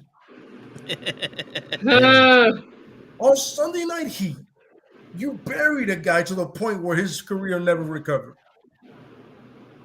With one promo. Yeah. One. I Beer think truck.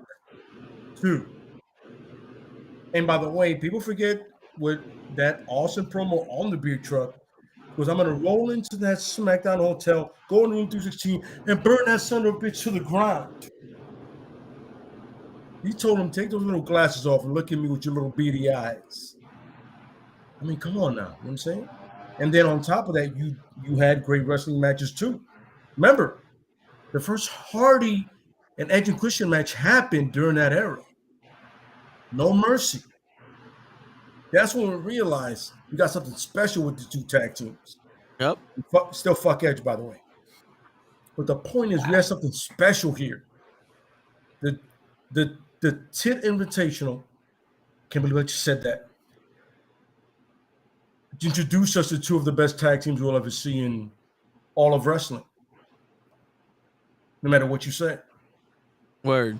And we have 2 of 4 of the biggest stars in wrestling history, bar none, show up in that era. We had The Rock, we had Stone Cold. I put The Rock first because, you know, people are sensitive and they like that guy. Yeah. But Stone Cold was the leader. The Rock, when Stone Cold took his ball and left, pick up the slack in respect to The Rock for doing his thing. But 100%, you had it, besides the golden era, this took it to something else. You know what I mean? And that's always been my thing, you know what I'm saying? Like Stone Cold, you know, and Triple H became famous too, or whatever. Yeah. He was never Shawn though, but No. feel nuts about that. Undertaker was right. You're not Shawn. And I know it cuts him deep somewhere in his life. But who's winning now, though? He's the CF. Well, not anymore. He Mm. was at one point somebody that had a suit. But remember, who you think can put on a better match now? Shawn or H? Shawn. Now? All the way? Shawn. Now? You mean like right now? Right now. Right now. Shawn. Of course. You want to know why? Mm-hmm. Because Triple H just had a problem with his ticker. Well, take that away. I was Nope, you can't take it either way. He said now. That shit happened. It's now. You can't say that. That's And like this me is- saying Don't die. that was like Stop. who would have a better match. Fucking Overall, it Or would the be Warrior Shawn now. because Shawn is the one that would oversell it. Triple H doesn't sell it. No matter how you see it, like Triple H, he'll sell the bump if he wanted to, but Shawn Michaels will sell the bump to get the other guy over, even if he's the victor of the match. Yeah. Matt So that way, both guys look like they're winning. Matt knows. Matt knows. I'll tell you one thing. If it was Shawn versus Sting at that WrestleMania, that would have been one of the greatest matches we would have seen. I would have loved to see Shawn versus Yeah. Sting. Yeah.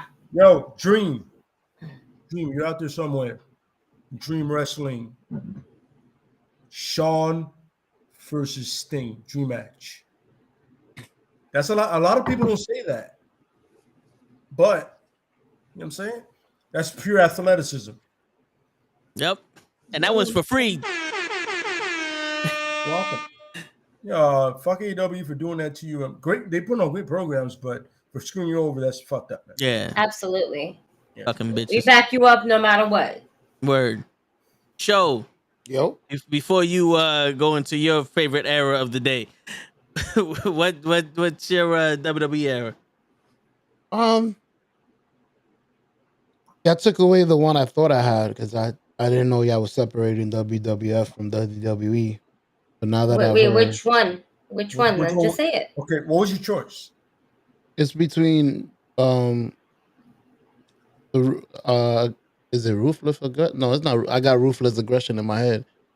With Stone Cold, the Attitude That's Era. Attitude Era. Correct. Well, And that's the WWF era. Like that's right at the tail end of the WWF, leading into WWE. that's what I'm saying. So I had that. Then I had the Hogan era. So it's Golden Era. Mm-hmm. So it's between Gigi and myself. Yeah. Okay. So, but now that I heard Toe's answer, I do agree with him with John Cena and when they passed the rock to him.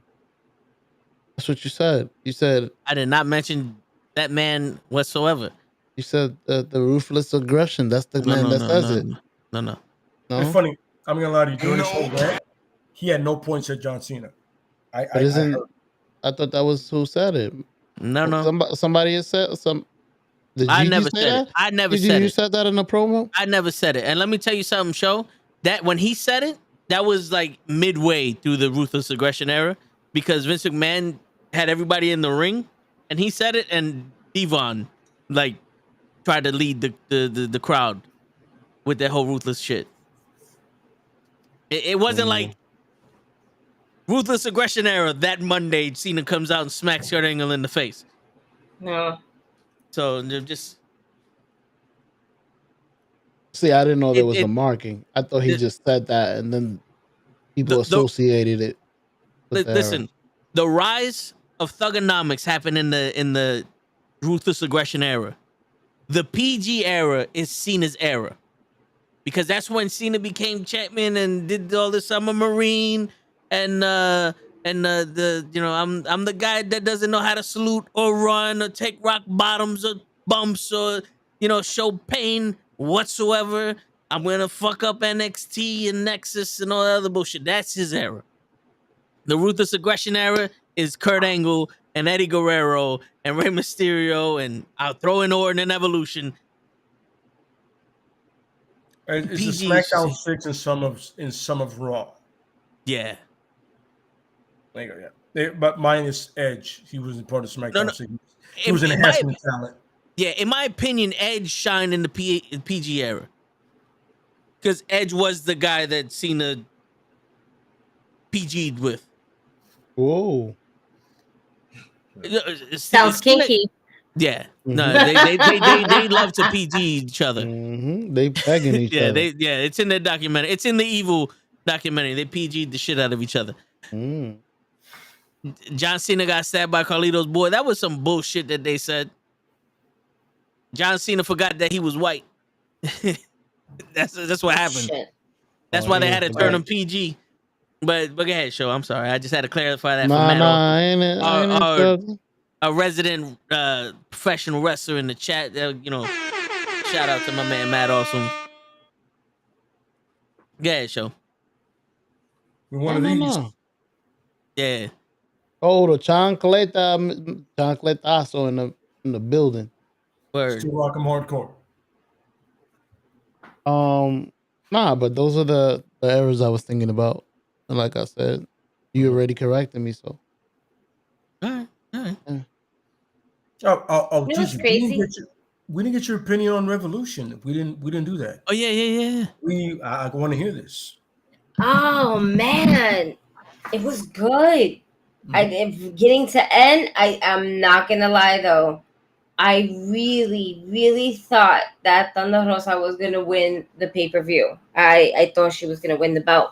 However, knowing that they're going to her hometown, this coming up Dynamite, it now makes sense to me. Yeah. Yes. But if anything, I really thought that if any titles was going to change hands, it would have been the women's title. The championship match between Jade and Ty Conti. Yo, that opening, I was like, yo, she just gave it the kiss of death. And I said that now realizing Jade was going to use this as a pursuit to the next one to go ahead and feel the kiss of death. I said, oh shit, she read something that I did. I know she did. But if not, that's pretty cool. We're on the same wavelength. I understand. And it's dope. It gives us something instead of her being that bitch. There's only so much you can do being that bitch. It has to add more to it. Jade That could have bitch been is the gonna one that give you- reported you. Yo, She heard you. but She heard you say that it and bitch then gave me the reported kiss of death. She's like, word. Can't nobody take credit of this. That kiss of you. Word. Like, Because that I'ma was take the that. meme. I believe that's one of the hashtags that I used. Kiss of death. And I didn't even know she was calling it that. You know what? Whatever. Still fucking Steve. Word. Fuck Steve. It's all right. Terrible, Fucking. Oh, man. Sorry. I'm just going to have to post up everything that I did before. So guess what? It's brand new now. Hey. Yeah. That's it. When we build. I got lots of content now. I can't have no excuses to not put anything up new because at this point, everything is new. Yeah, facts. What did you think of the dog collar match? I fucking loved it. I didn't like the fact that CM Punk was so obvious about cutting himself. Yeah. Not for nothing. I loved Warlow. Fucking what? Fuck. Shucks. Oh, I forgot. oh, hold on. This and every New Yorker would know this. Yeah. Let me put it down here now. That's right. That's exactly what he did to MJF. Yes. That's a good. That would have Sleep been on it. real funny if we would have done that. He would have been on some. But he wouldn't know. Eddie Kingston, though, you know, the body from New York wouldn't definitely know. He's looking at you, show. And no. He already felt my wrath. It's your turn. I can't give you birthday punches, but you know. Give me birthday just jabs. I'm gonna give you birthday puyas. That's it, you know. Verbally. Verbal puya. Word. Man, that was a good. The dog collar match was good. Eddie Kingston and Chris Jericho. That as an opening match was exceptionally good. Yep. And I knew it. We knew it. Eddie was going to win the big one. He was going to finally get his break and win the big one. And now we have Chris Jericho being in a new faction. That's it. Inner Circle's dead. Time to start a new faction. It's a good refresh. Yeah. The JCP. You know?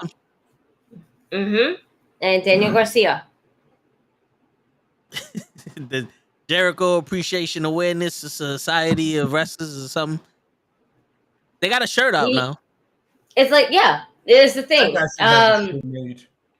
guy. At this point, you have to be think about it. Jericho at this point, he ain't gonna do nothing more for Sammy Guevara. Yeah. Right. Ja with the tag team. We're gonna let them go, and now we're gonna be with Eddie. Now that's gonna be another new story to elevate more of the trio tag teams. All right, we're getting that with that. What else are we got? I mean, Jake Hager is always gonna follow Jericho. He's always gonna be where Jericho's at. That's like Jericho's right hand man, no matter what. Yeah, that's true. He can't really do anything else. You can't. Sad to say, he got nothing. He got nothing. But it's okay because all he needs to do is be like a powerhouse. You know, True, he just has to really be the real muscle. And that if you look at that group already, he is that one that's going to be the muscle one out of the group. Not to call the other ones like the muscle, but you know what I mean? Like, It's just a different level compared to the current members that's going to be in there, 2.0 and Daniel Garcia. It's just a different style. Yeah. But yo, not for nothing, Daniel Garcia looked like a gangster last night on Dynamite. He didn't give a shit. did. My man had a bat. He's like, yo, I'm gonna fuck you up, son. He did good. Yeah.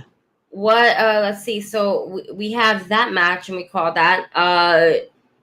We had. Damn, I think I said Jade was gonna win as well. What other match was? Let's see. The triple threat tag team match with the Young Bucks, Lucha Express, and Red That Dragon. was so good. Y'all watch that shit. They can fight. They can literally fight forever. Yeah. Each team shine. And we all knew it. We all knew that Jurassic Express was going to win this.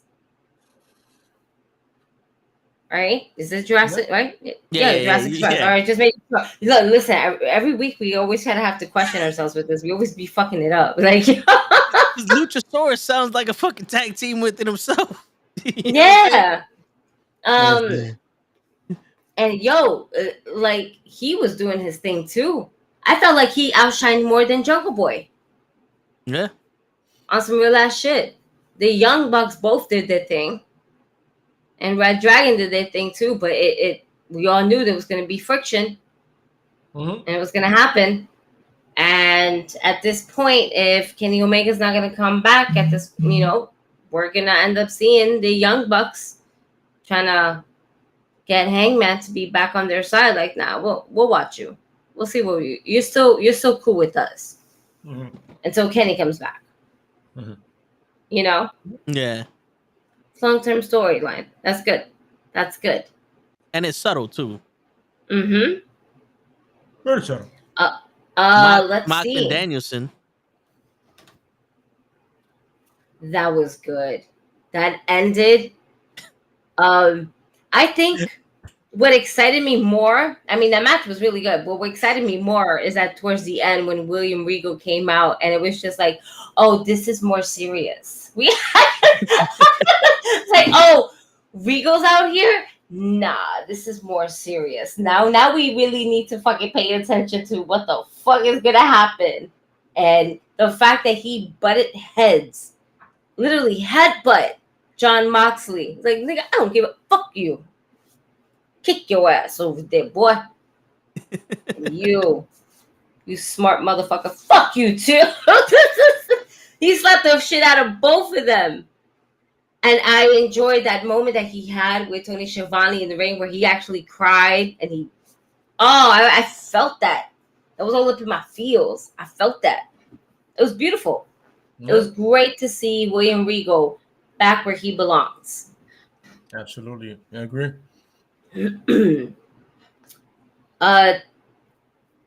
Again, Dr. Britt Baker and Dr. Rosa, a little disappointed, but I understand the why now because Thunder Rosa has to win in her hometown.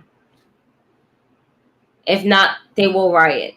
And Tony Khan always wants to give the people what they want. Why not win in their hometown? He always been like so like upfront about that. Why wouldn't you win in your hometown? It's your hometown. Yeah. As a booker, he sees it like that. And it's in a cage. McMahon. That's the Anti McMahon. Yep. And it's in a cage. Losing your hometown.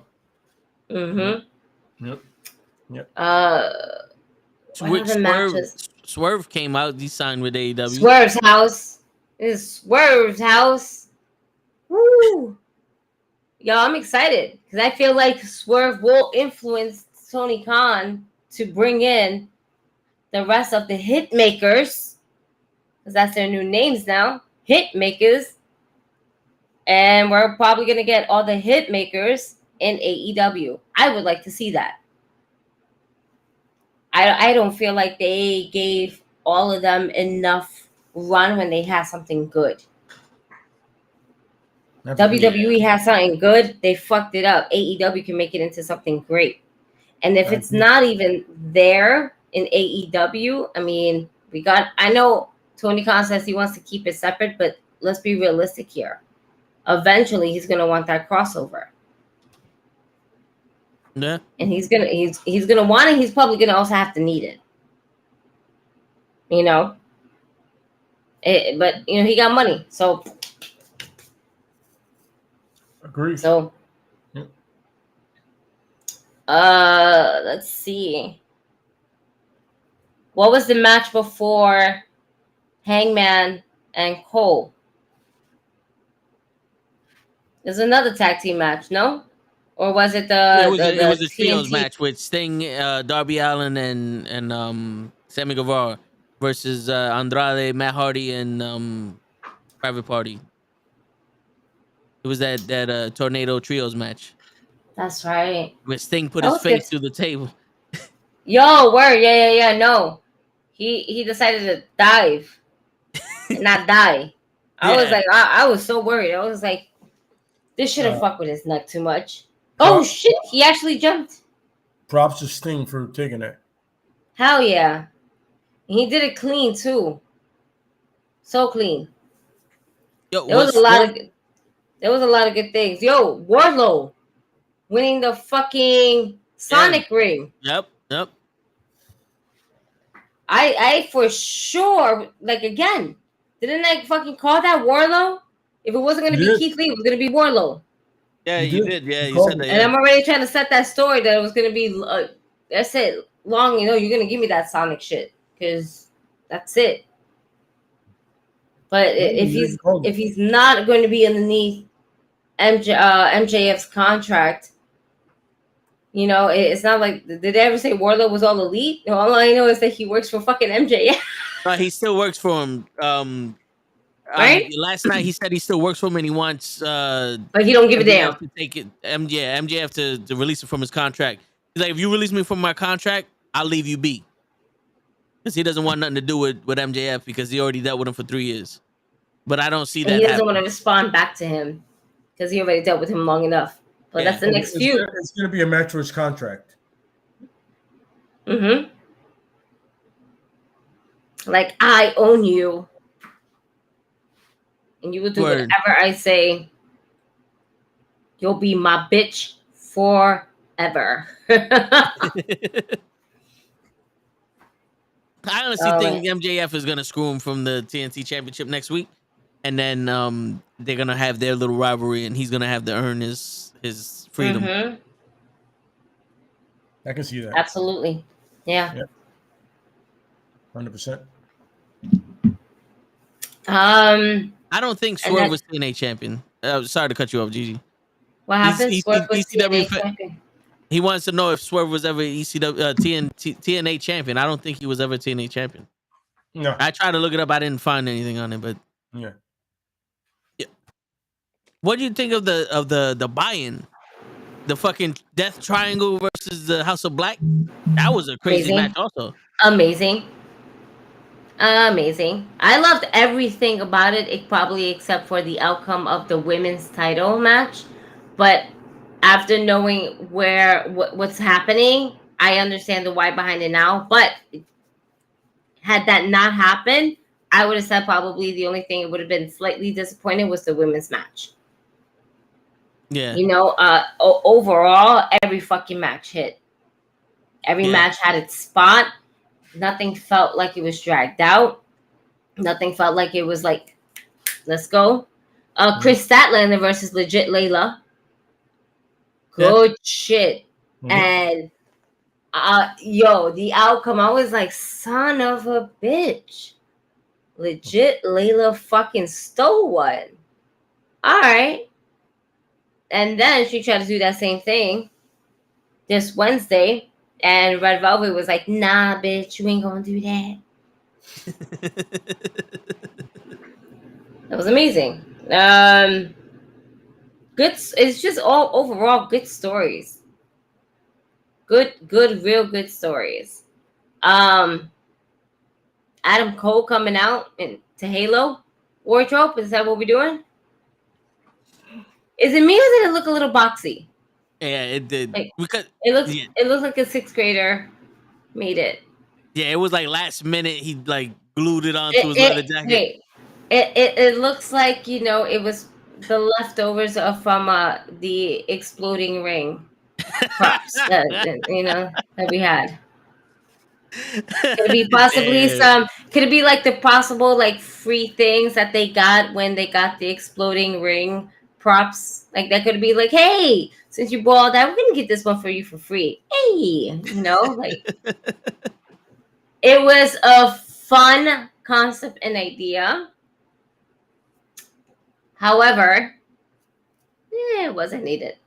Yeah. It wasn't. I get the fun behind it, but that has looked like a fucking kid made it. It don't look like. I kind of feel like Tony Khan should stop at this moment spending money on wrestlers and spend more money on his production. Yeah. Just a little bit more money on the production itself. Yeah. Because you got all this money to spend for all these wrestlers that, everybody that got released. Mhm. But, like, let's do just a little bit more on the production part. Just a little bit. Especially, just outfits that, like, look like that. No, seriously, yeah. And then that was it. He could have. Thrown out to Matt. We'll do Lucha Underground one by itself.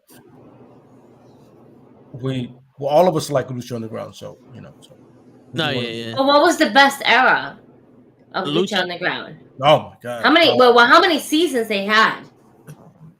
Three? Three, right? I think I remember 3. They were going to get to 4, but it never happened, I believe. I think that's what it Matt is. might correct us on this. You know what I'm saying? All I know is when I saw Pentagon Dark, I was yeah. So there it is. 3 seasons. When I saw Penta Dark, I was sold. I was already sold on it, but him breaking arms and walking away, shit, sign me up any day, brother. Yeah. And then Arrow Star and Dragon, Vampiro, Matt Strike and Vampiro, one of the best commenting teams to not get appreciated ever, because I agree. You had Matt is knowledgeable in the sport, and so is Vampiro. But Vampiro is so knowledgeable in lucha culture that people have no idea about that. Yep. He knows the lore of everybody. When Arrow Star came out and he said what he said, I was like, I had no idea. I've been watching AAA for years, and I'm like, oh, I had no idea about the back end of Arrow Star. No idea. Even Cueto, remember, he is now Escobar now. Yeah. Mm-hmm. Spoiler alert. The original Hunter, the original Arrow Man. You know what I'm saying? Yeah. And Jeff Cobb as, the big man. Yeah, I'm saying Lucha Underground does deserve to do just. We'll do it though. But to me, it's definitely the second season where everybody came. I was gonna say the second season is what it was did it more for story me. rich, yeah. Yep.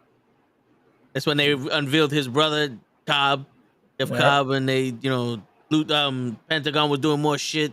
It wasn't just Prince Puma being the wrestlers. I believe they also introduced the Gift of the Gods. The trio titles. The trio titles. Yeah. And it was in the Jenna What is too. this with Katrina? Because Eva was the trios champion. And of course, Havoc. Son of Havoc. Son of Havoc. An amazing add to it, you know what I'm saying? Yeah. Absolutely, yeah. And then you also got your Sonny Kiss. Yeah, I was about to say that. There you go. Yeah, Sonny Kiss was introduced. Yeah. Killshot, who we know as Swerve. Yep. You know what I'm saying? So Thunder Rosa. Oh yes, Thunder Rosa. Yes. As who? Who's Thunder Rosa? She was the blue chick. I forgot her name. Mariposa. Was it Mariposa? I believe it was Mariposa. According to Matt, he said it's Cobra Moon. Cobra Moon, yeah. Mariposa was somebody else, yeah. No, somebody else. I apologize. My mistake. I was like, but yeah, just a lot of like dope fucking women's wrestling and just wrestling overall, lucha wrestling. Yeah. You know, Even Angelico and what's this guy's name? Oh, Jack Evans? Yes. Yeah, Jack Evans. Jack Evans is a MVP that people do not sing praise about. Yeah. Jack No. Evans fucking up. What? He was blitzkrieg at one point. What happened to those two? Because they actually could wrestle, but every time they show up, it's almost like they're either getting treated like a joke or they're never on TV. Like, they're on Dark. Those guys are very how do I say this correctly? They don't give a fuck. oh, okay. So they don't. All right, I get you. Yo, so before we close this out, ECW has a question. He goes, if Yokozuna or Kerry Von Erich was around in this generation, how do you think WWE or AEW would use them now that wrestling today is more high flyer and have smaller wrestlers? I think Yokozuna would be used exactly the same way he was used back in the day because his athleticism is undeniable. To have that big of a guy be that athletic, I think they would capitalize on that and, use him as a big guy, especially him being Samoan with Roman Reigns. I believe, he wouldn't be Yokozuna no more. He would be his actual name or something along the lines where it kind of fits into the whole tribal family. Yeah, he would definitely be the muscle of the bloodline. 100%. Mm-hmm. Yeah. Like, that's a big man that cannot be denied. When it comes to Von Erich is a very interesting story because Von Erich was very athletic for a guy with one leg. He was a very muscular guy, but very athletic. Von Erich could be your All-American guy. Can be your, you're like your All-American, like track football athlete kind of guy. You know what I'm saying? Von Erich is more AEW type of style. What Jackson could have been that guy. He also had one leg, 1 foot, below the knee. Yeah. And a lot of people, I didn't know that when I was watching him wrestle. He never wrestled like he had one leg. Yeah. But I definitely agree with you, Gigi. That's AEW. I see him more as AEW than WWE. Yeah. So that's for that. Jack Evans, Wrestling Society. Yeah. I remember that shit. I remember that. Remember that? What was it? Tables, ladders, and salvesas. Yes. And I don't know what the fuck that was, but it was a shit show anyway. Yeah. Oh my god, man. Yeah. That was built off the back of Teddy Hart, right? Yep. You saw how that ended with him. Oh yeah. So talented. What a waste. Yeah, right? Yeah. Shit. But yo, Lay, you said you wanted to speak about Austin real quick. We'll end the show on your note on Austin. It's a little Austin. I love the promo to Owens, right? Because Stone Cold guy, and it was awesome. It was great. I don't want to see my favorite wrestler look nothing but his prime. You know what I mean? Mm-hmm. I hope it's not a match. I hope it's a program. And then, he stuns him twice, and then everybody goes, I'm happy. Couple of beers, you know what I mean? Couple of Steve Weisers, like literally Broken Skull Ranch beers. By the way, they're good. Try them. Your IPAs, but try them. Yeah, I don't want to see anything else. I don't want to see a match. That's what I heard, though. I kind of got sad when I thought it would be a match. I literally was like, please no. Please. I was excited. I was like, I want to see old Stone Cold Steve Austin. But that's the thing. He's just old Stone Cold Steve Austin. Like, yeah, he can go, but he can't go like OD like that. Not in the same level of Kevin Owens. Absolutely. Like, this man, Kevin Owens can move. He's not just a big guy to be just a big guy. He's a big guy that can fucking move. Yeah. Absolutely. Yeah. And I don't want to see my wrestling hero going that route. You know what I mean? Yeah, and we don't want Austin to go down the Sting road. Fuck that. If Ric Flair did it, go ahead. Now, see, stop.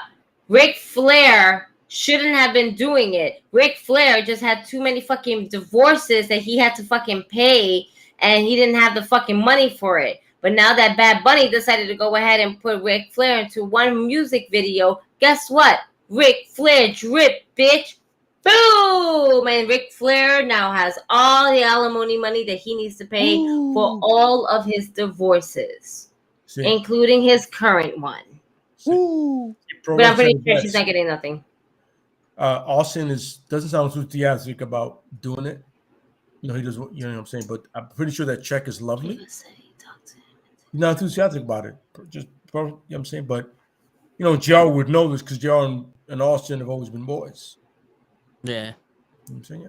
So I'm hoping it's a program and not a match. I believe it's a program because I think he invited him to the KO show. Yeah, the KO show. Yeah, That's he what I heard. did. So yeah, so Pro Done just him wrote twice. basically that JR said that he talked to him and he doesn't sound enthusiastic about it. So Stone Cold is probably just saying it's just a program. They're like, no, let's do a match. No, it's just a program. Well, do No, more. let's do a match. We're gonna throw a ref. It's good shit. I'm telling you, Vince. Think about how often No. Stone Cold has said no throughout the years to an actual match. He has shot WWE down ever since he did the thing with The Rock. 19 years, like, yo, no, I'm good. I'm all right. I'm good. I'm all right. Then when we saw this beer company, he goes, I really don't need you guys. Yeah. Podcast. I'm good. Oh, you need me for on your network with my podcast? Pay me because it's my name. That's the thing people forget. Stone Cold is not a WWE name. It's a Steve Austin name. Because he came up with it. Just like The Rock. People don't know this. The Rock's name is not WWE's. It's The Rock's name. Yeah, he just doesn't use it because he wants to be treated as an actual star. Dwayne Johnson is a movie star. The Rock is a wrestler. But when you buy a Rock shirt, Rock gets most of it. When you buy an Austin shirt, Austin gets most of it. Gigi can relate. When you buy a Gigi shirt, who's getting it? I get most of it. There it is. Yeah. Right And here. that's how it works, ladies and gentlemen. And this is the money in the bank. It's all about money. Own your property, and life is good. Be original. Yeah. Mm-hmm. There it is. There you go. And on that note, it's your friendly neighborhood knuckleheads, and I appreciate everybody from the video and everybody that stopped by today. Wish me happy birthday. Appreciate y'all more than y'all know. And appreciate y'all guys doing the podcast with me. Like I said, it wouldn't be nothing without y'all. So y'all deserve your flowers too, like y'all like to say. Y'all young bucks like to say nowadays. But on that note, it's your friendly neighborhood knucklehead signing out. Peace, everybody. We'll be back next week. Yay! Happy birthday!